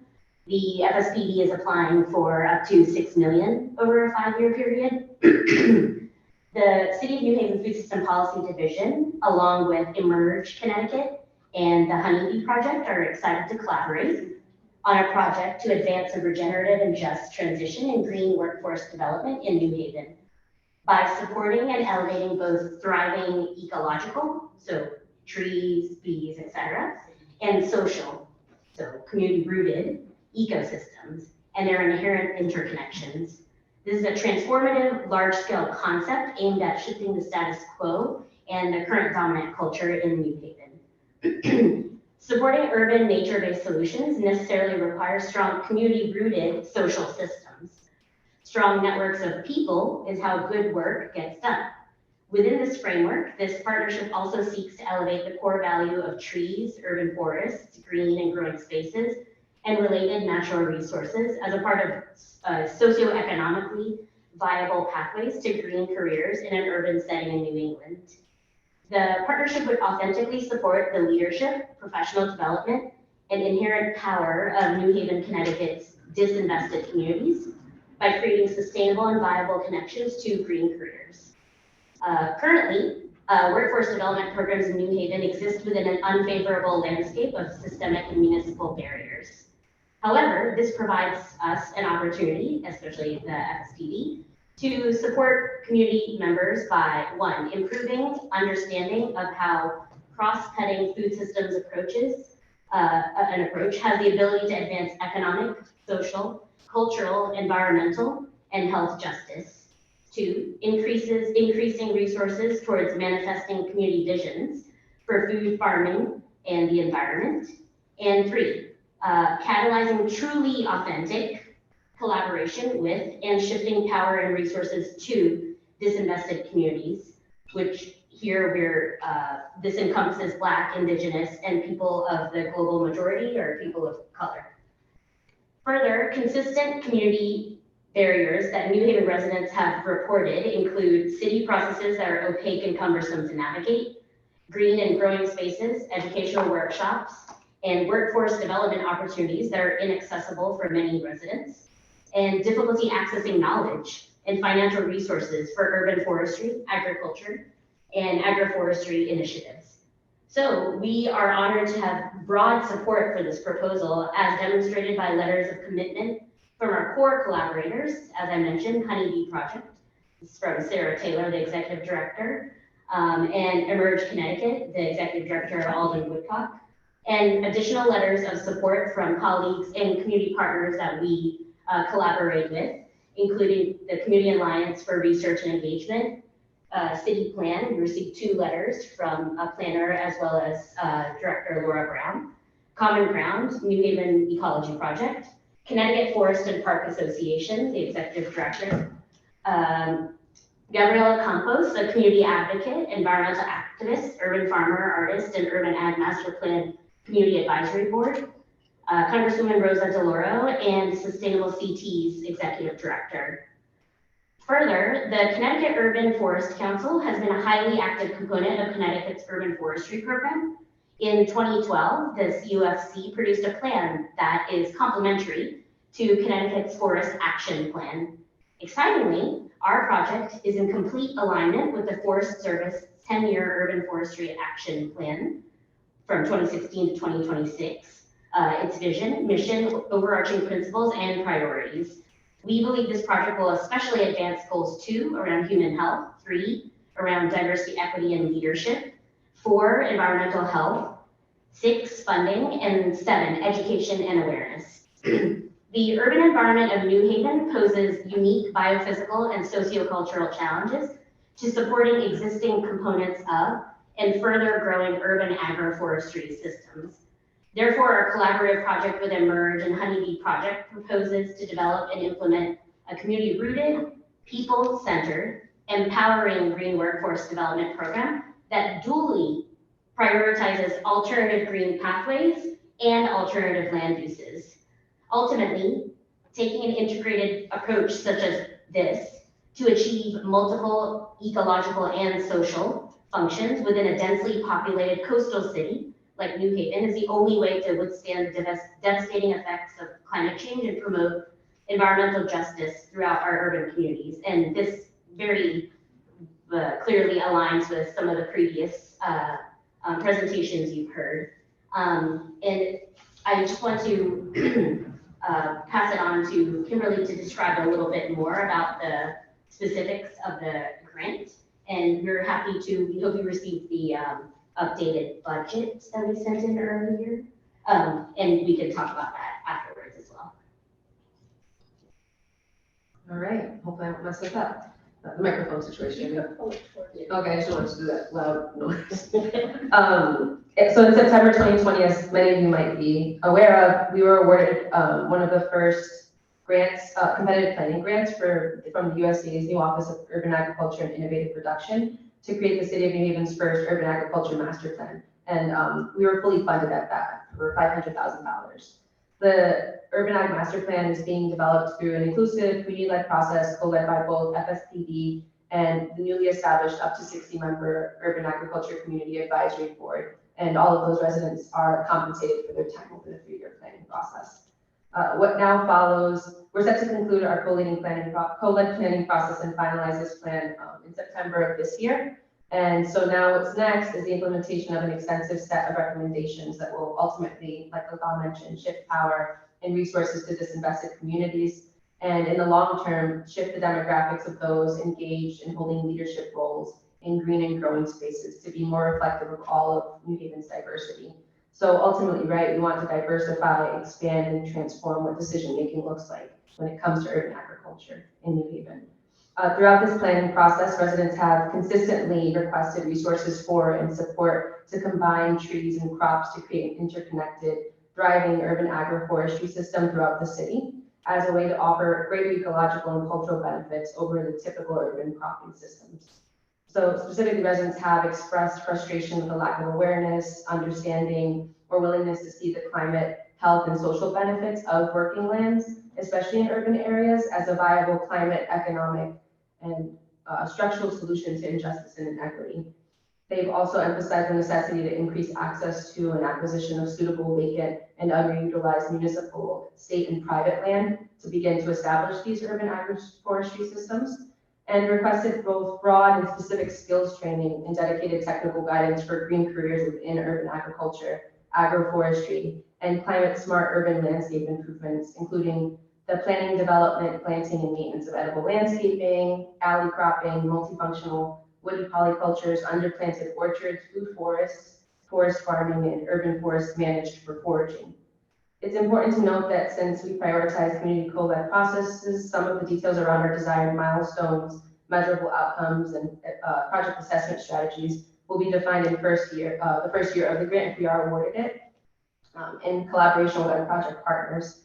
And of course, this will also include an intentional, thoughtful process of incorporating residents from disinvested communities to ensure that these experts have not only helped us define these barriers, right, but also designing the solutions and really embedding that core value of shifting decision-making power from project conception to execution.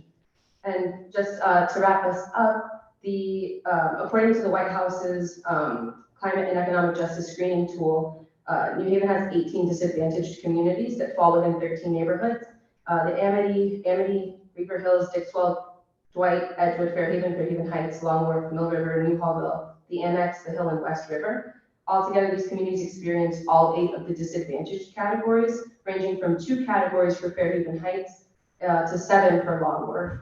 And then furthermore, most of the communities are majority Black, Indigenous, and people of the global majority and low income. The Division, Emerge, Honeybee Project have and will continue to prioritize working with these communities. And for that reason, we requested a match waiver through this grant so that we won't have to provide a match. And we're hopeful and pretty confident that we will receive it based on our track record. Wow, you've been busy. Thank you for your presentation. When will you apply for the grant? And you should know. Yeah, so we appreciate getting a chance to let you know we learned about the grant a little bit later. We are the entire division right here. And so we actually prepared, connected with our partners and applied for the grant within like 7 days, and put together this $6 million budget. And in complete collaboration with our partners, obviously. And so we are waiting to hear back probably end of August. I think it'll be like along the cycle with the other USDA grants. Okay, so sometime at the end of August, we should know. You're pretty confident based on the track record you just mentioned of, let's not. Keep our fingers crossed. We actually have a track record of getting 100% of the grants that we have applied for. That's fantastic. And this one is for $6 million. And it is for that amount, it's not up to. The grants actually individually could have gone to 50 million. Wow. And so we chose a humble 6 million to apply for. And that's over a 5-year period. If I read that correctly. Yep. Okay. If awarded this grant, what's going to happen? Are you going to have community input? Will there be, you mentioned the disadvantaged communities. Will there be opportunities for planning with the community? We have community gardens. We have a lot of invested community members in all of this, as you are all probably more aware than I am. Will they be able to meet with you, or you'll do some outreach? I'm getting very badly now. That's okay. And actually what you're describing and your question actually very well aligns with the work we've already been doing with our urban ag master planning process. So we have that established and a strong network.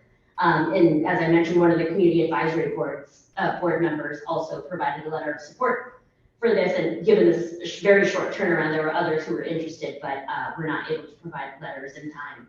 But we do have community members that we work with. We have a system of receiving input from community members through community-wide meetings that we hold monthly in all the neighborhoods in New Haven, with a focus on disinvested neighborhoods. And specifically for this grant, this is a focus on the green workforce development component. And so just maybe to give you an idea or kind of a quick summary of the budget, our division has only one full-time staff member, me. And the grant that we previously mentioned, the other USDA grant funds Kimberly's role, which is actually set to expire soon. And I mean, also our funding, which is the largest grant that we have right now. And we rely heavily on our existing community relationships, as I described. And this continued coalition building approach to build new connections and accomplish our goals will necessarily require more capacity to, for example, execute the urban ag master plan that we've been working on for 3 years, and to expand the impact to things like green workforce development, actually manifest the things that community members have been asking to see in the city. And so we do want to highlight that it is uncommon to recognize, but very important to do so, that it's not possible to do authentic community-rooted work without earnestly having the capacity to do so. Otherwise, it compromises the integrity of the proposed project. And this is not only drawn from our own experience of managing our own scope of work with just the two of us, but we've also heard this as a major barrier, especially from our core partners, who are often overcommitted to several projects as nonprofits. So we, as the Food Policy Division, have a unique positionality, power, access to certain resources, certain decision makers, certain knowledge to help us navigate municipal processes. And we want to use this to advocate as authentic internal allies, as we all should be doing as city staff, for this transformative change in how community work is done in New Haven.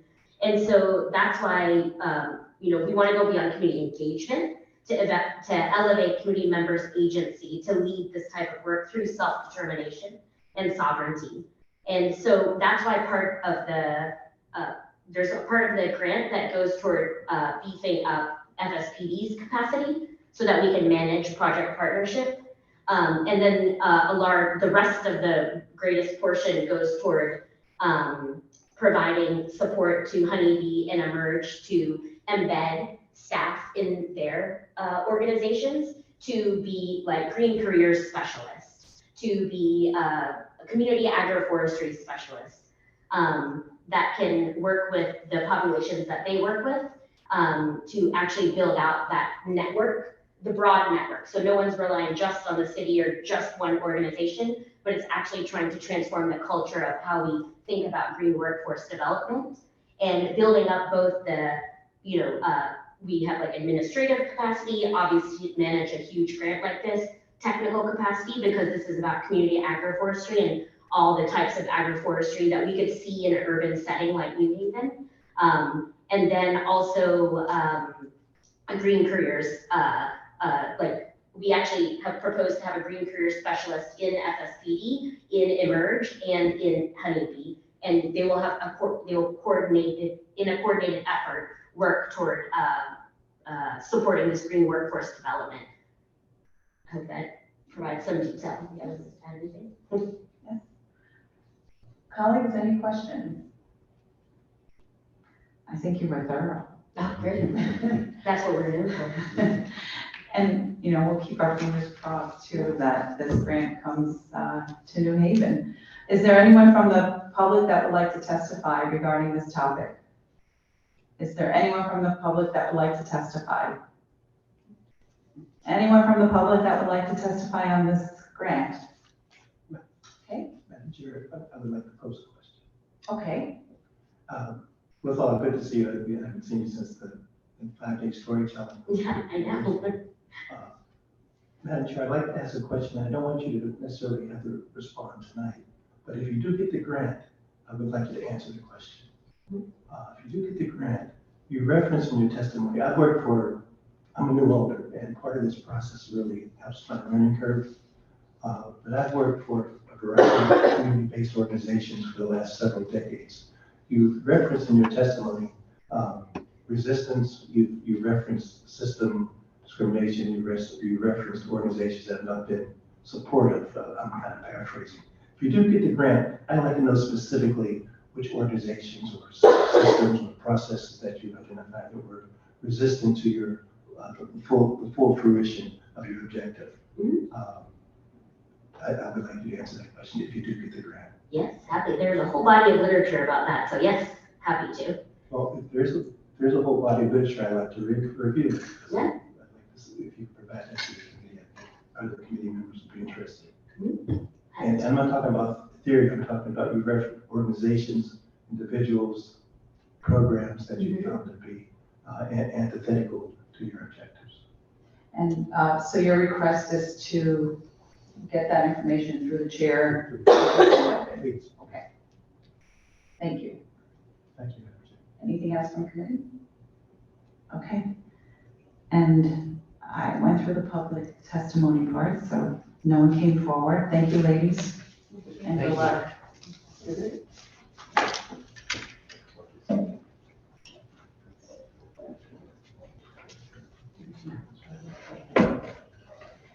Okay, at this time, we will move on to item number 8, which is regarding public display of restaurant prices on menu items. Is there anyone here presenting that item? All right. We will move on to item number 9, which is changing the name of Whitney Avenue to Boucher Avenue. Is there anyone that is here to present on that item? Okay, there are no presenters. Misty, do we close the public portion or can people speak on behalf? Yeah, I'm checked. It's okay for, even though we don't have a presentation? Yeah. Okay.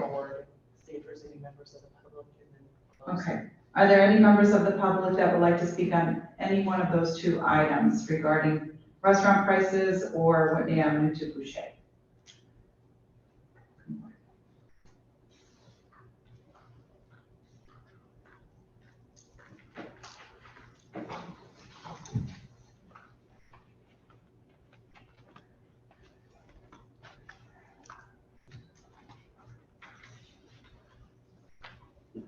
Good evening. Good evening, I'm Mistress Farwell, my address is 59 Elm Street Suite, 125.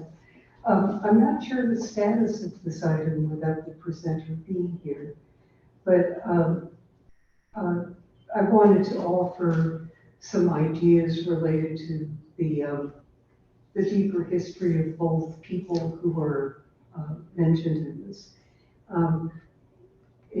Boucher is a distinguished New Haven citizen whose importance is gaining in recognition. And I think it's very important to find something to honor him and name after him, particularly something that has to do with his history and importance in education and science. I can think of a number of New Haven public schools like East Rock or Career that don't have names that are fixed to honor someone or something, and these could be really interesting things to look at, and perhaps take the opportunity of this coming to public discussion to invite the public to think about it and participate in a process to think, how do we honor Boucher? You know, that I think this is a tremendously good thing. What I don't agree with on this is that the statements that I read in the Independent about Whitney and the cotton gin, it was misconstruing the history of Whitney and the cotton gin to say that it was actually invented to support the expansion of slavery. It's actually the opposite is true.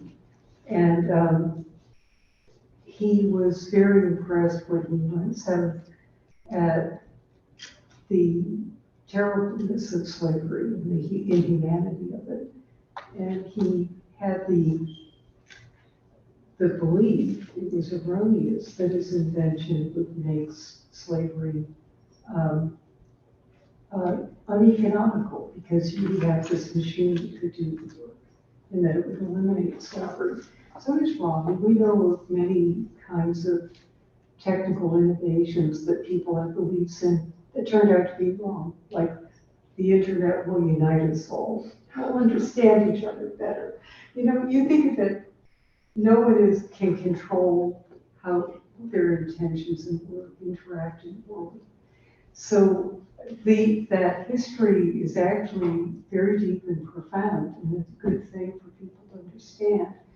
There's a great deal of information in the archive about Whitney in the State Library, and much that you can find very easily about this. And if the board wanted to really have good solid facts about Whitney and the complexity of that history, I'd invite someone from the State Library to come down and talk about it. But I think that regardless of that, in a certain way, it doesn't honor Boucher to connect in an erroneous way to another part of history. It's kind of an invidious comparison. It doesn't say that his accomplishment stands on its own. You don't have to line it up with something else. Someone has to lose something for someone else to gain something, particularly when there's so many opportunities in the city to, in fact, find the thing that really fits well. And I think to approach it in a way that really involves the general public, school kids, to look at that and use this as an opportunity to tell Boucher's amazing and important story, free and clear of any other kind of interference. So that would be my only recommendation about that. I'm glad that this has come to your attention because it is a very good idea, but not for Whitney Avenue. So that's all. Thank you. And thank you. Thank you. Is there anyone else from the public that would like to speak? Is there anyone else from the public that would like to speak on any of these two items? Is there anyone from the public that would like to speak on any of these two items? Please come forward. Seeing none, do I hear a motion to close the public portion? Madam Chair, make a motion to close the public portion. I second it. Motion has been made and seconded. Any discussion on closing the public portion? All in favor of closing the public portion, say aye. Aye. Any nays? Abstentions? Nays have it. Do I hear a motion to move item number 1? Madam Chair, I make a motion to move item number 1. The motion has been made. Do I hear a second? Second. Item has been moved and seconded. Any discussion on item number 1? It seems like it was so long ago. And it is to read and file. I was just getting here. It's been a long night. So item number 1 is to read and file. The motion has been seconded. Any discussion on item number 1 to read and file? Any discussion? Okay. I think a lot of points were made on both sides. I think there's a lot for Yale to think about regarding some of the concerns of the residents with this item. We can only read and file it at this time, but I was happy to learn that there's going to be community meetings, and I hope that they do a better job in communicating with the residents and the public to spread the word on those meetings and to get true input. There was a lot of good testimony this evening regarding this item, and I saw that there was a big presence on Yale's part, and hopefully they listened. So with that, is there any other discussion? Okay, do I hear, well, we can vote on it to read and file again. All in favor of reading and filing, say aye. Aye. Any nays? Abstentions? The ayes have it. Do I hear a motion to move item number 2? Madam Chair, I make a motion to move item number 2. Do I hear a second? Item has been moved and seconded. Any discussion on item number 2 regarding this grant for urban and community forestry? Madam Chair, this one make all sense to do an inventory and do an update on our trees in our cities going forward. As a city, we need to be doing, more responsible, research and planting of trees. So it could align with, the technologies that goes on today. Thank you. Any other discussion? Seeing none, all in favor of this item, say aye. Aye. Any nays? Abstentions? The ayes have it. Do I hear a motion to move item number 3? Madam Chair, make a motion to move item number 3. Do I hear a second? Item has been moved and seconded. Any discussion on the charging and fuel infrastructure grant application? Madam Chair, Alderson?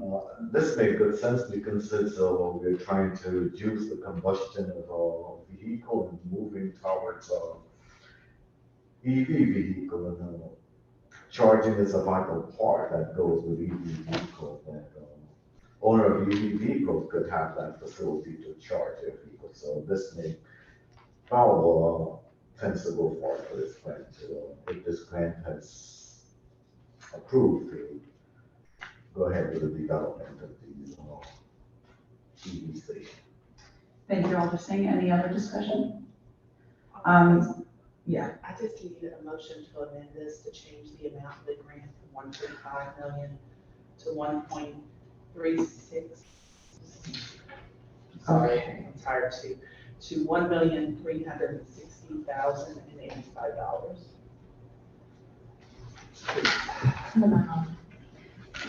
It is included, it was in the back of the packet, if anyone, so the updated grant summary was in the back of the packet, but we just need to make an amendment to change. Do we need to change the order, Misty? Correct, just make a motion to change in the order the amount of the grant from 1.5 million to $1,360,085.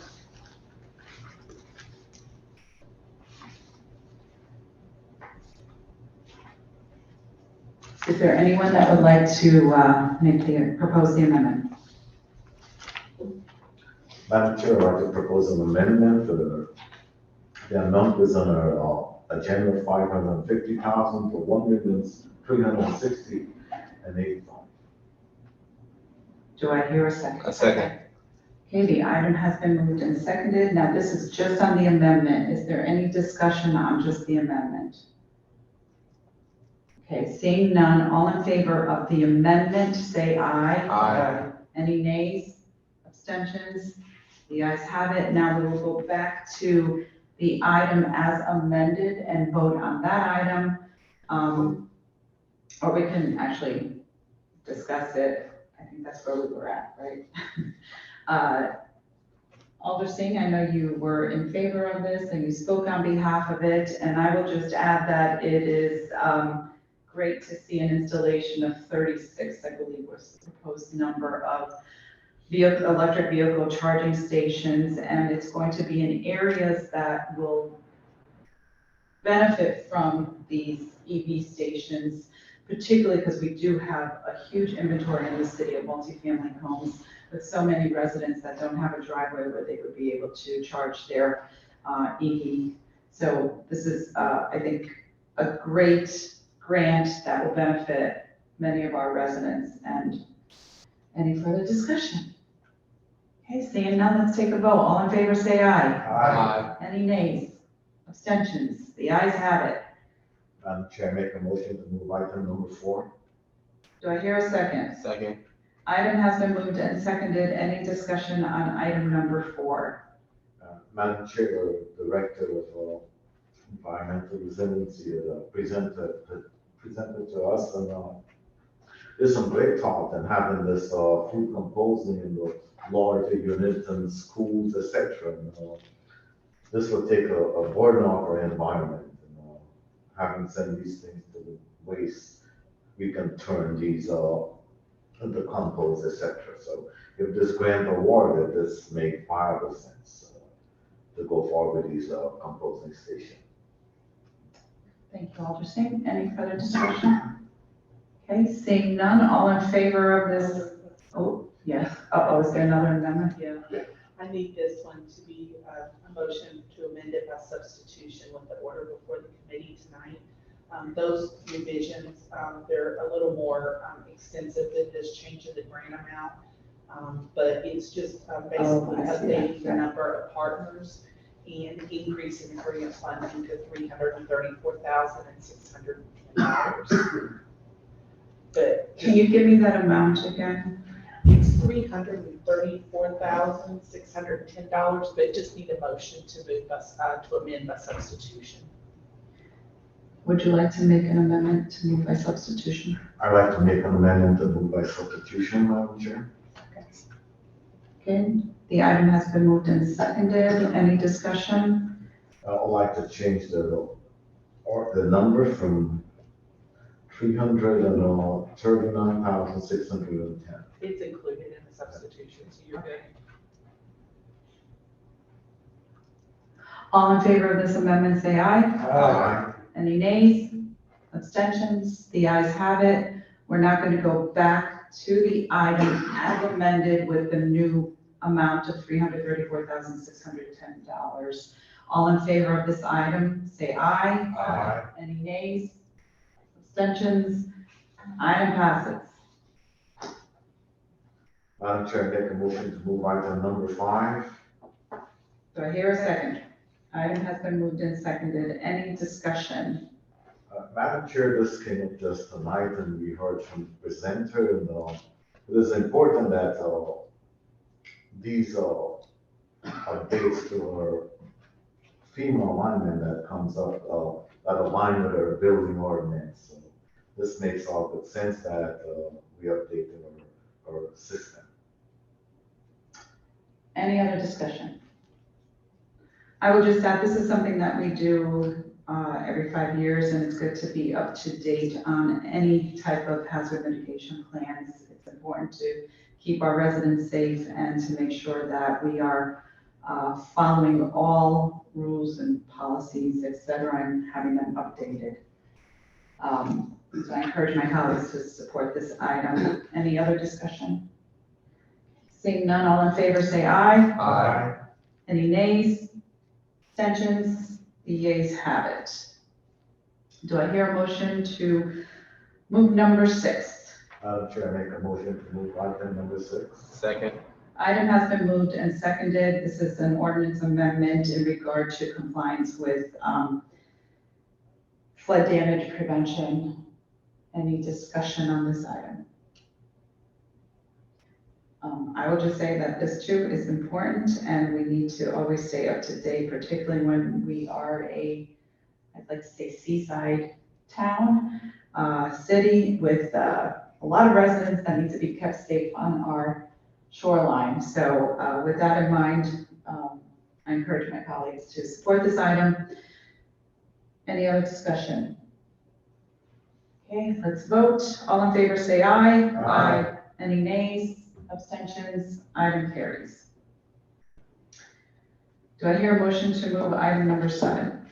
Madam Chair, I make a motion to move item number 7. Do I hear a second? Item has been moved and seconded. Any discussion? This is the item we just heard regarding the Department of Agriculture and the $6 million grant. I encourage my colleagues to absolutely vote in favor of this item. It's $6 million that I think is going to be a benefit to, again, our residents and increasing our sources or different thoughts of sources of food. And, you know, I love the idea of forestry and all of foraging rather, and would love to learn myself. So I encourage my colleagues to support this item, and if there's no further discussion, we can take a vote. All in favor, say aye. Aye. Any nays? Abstentions? The ayes have it. Do I hear a motion to move number 7? I mean, number 8, sorry. No. Do I hear a motion to move item 8? Madam Chair, I make a motion to move item number 8. Do I hear a second? Second. Item has been moved to seconded discussion. I'm just going to say there was no one here to present this item. We're actually going to give this a leave to withdraw because there was nothing submitted. And if there is interest to pass this requirement, an ordinance draft will need to be submitted to the Board of Alders. Missy, do we vote on withdrawals? Okay, so the correct way would be for Albert to say to amend his, to make it a motion to give it leave to withdraw. But you're there, it's close enough.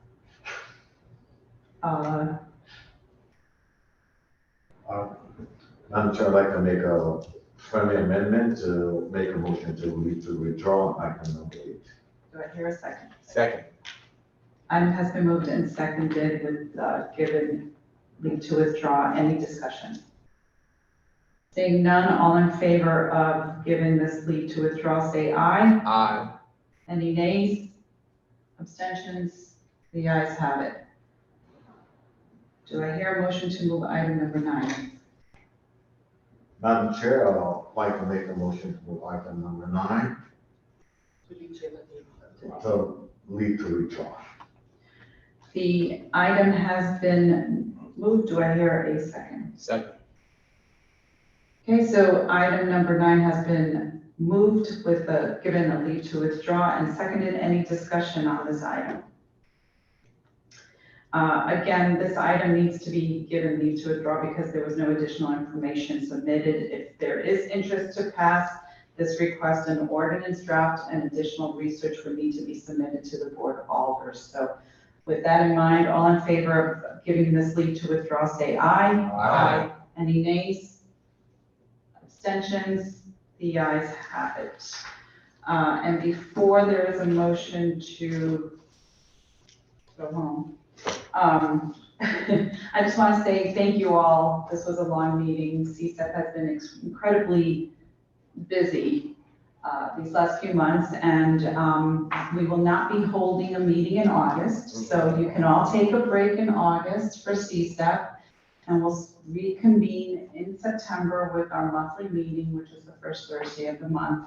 But I just want to personally thank you all for being committed to this committee and for taking the time to stay up and read the material and ask your very important questions. So thank you, I appreciate it.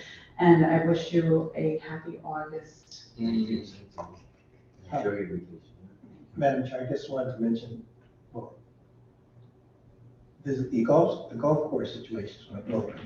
It's going to blow from all of our faces. I don't think so. It's going to be it's going to be contentious. So my point is, my suggestion is, and I want to mention all remarks in order, Sean, if there are other alders that you might need or reach out to provide some sort of support to. I understand that we don't have any authority, but people assume we have authority and influence. And so we need to protect our image. If it turns out that you do need to call upon other alders, certainly I am volunteering myself to support whatever direction or assistance we can provide, even if it's unofficial and not legal. Okay, say not legal, I'm not ready to admit or hold banners or stop the trucks when they got the trucks. Although this could really be a dark mark on the city and the community and Yale, and we want everybody to look good and not bad, if that makes any sense. Yes, and this was an item, it was a public hearing, so unfortunately we, have to read and file it, but I think it's understood that we are here to support our colleagues and our residents for their safety and for their best interest, and that's why during the discussion, it's important that Yale reaches out, particularly to the alders, so they can share the information, and also for they to do a mailing or something to the residents that are being affected. And I can't stress that enough, because if residents are unaware of this going on and it could directly affect them, then yes, it's important for they to communicate. Communication is king. So thank you for your comment and your support, Alder Finkelin, and I'm sure Alder Marks and Alder Marchand appreciate it as well, as do we here, because we have to watch each other's backs. And with that, do I hear a motion to adjourn? Second. Motion has been made and seconded. Any discussion on adjournment? Seeing none, we are adjourned. Oh no, let's take a vote. All in favor of adjournment? Say aye. Aye. Any nays? Abstentions for adjourned. Thanks, everybody. You said it was gonna be a long one. That's it. Thank you, Madam Chair, for your patience, and your listening, and your consistency.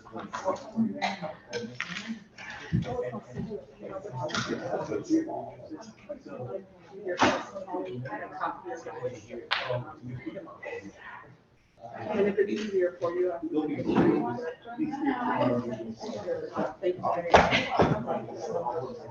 Thanks for staying. I love sending you documents, as you know. Thank you so much for doing this. I realize you have a lot going on. There's a lot. And I know that, That was who I seen. a public hearing about this. Thank you. Thank you so much for giving us the time and for spent this by many hours. Thanks.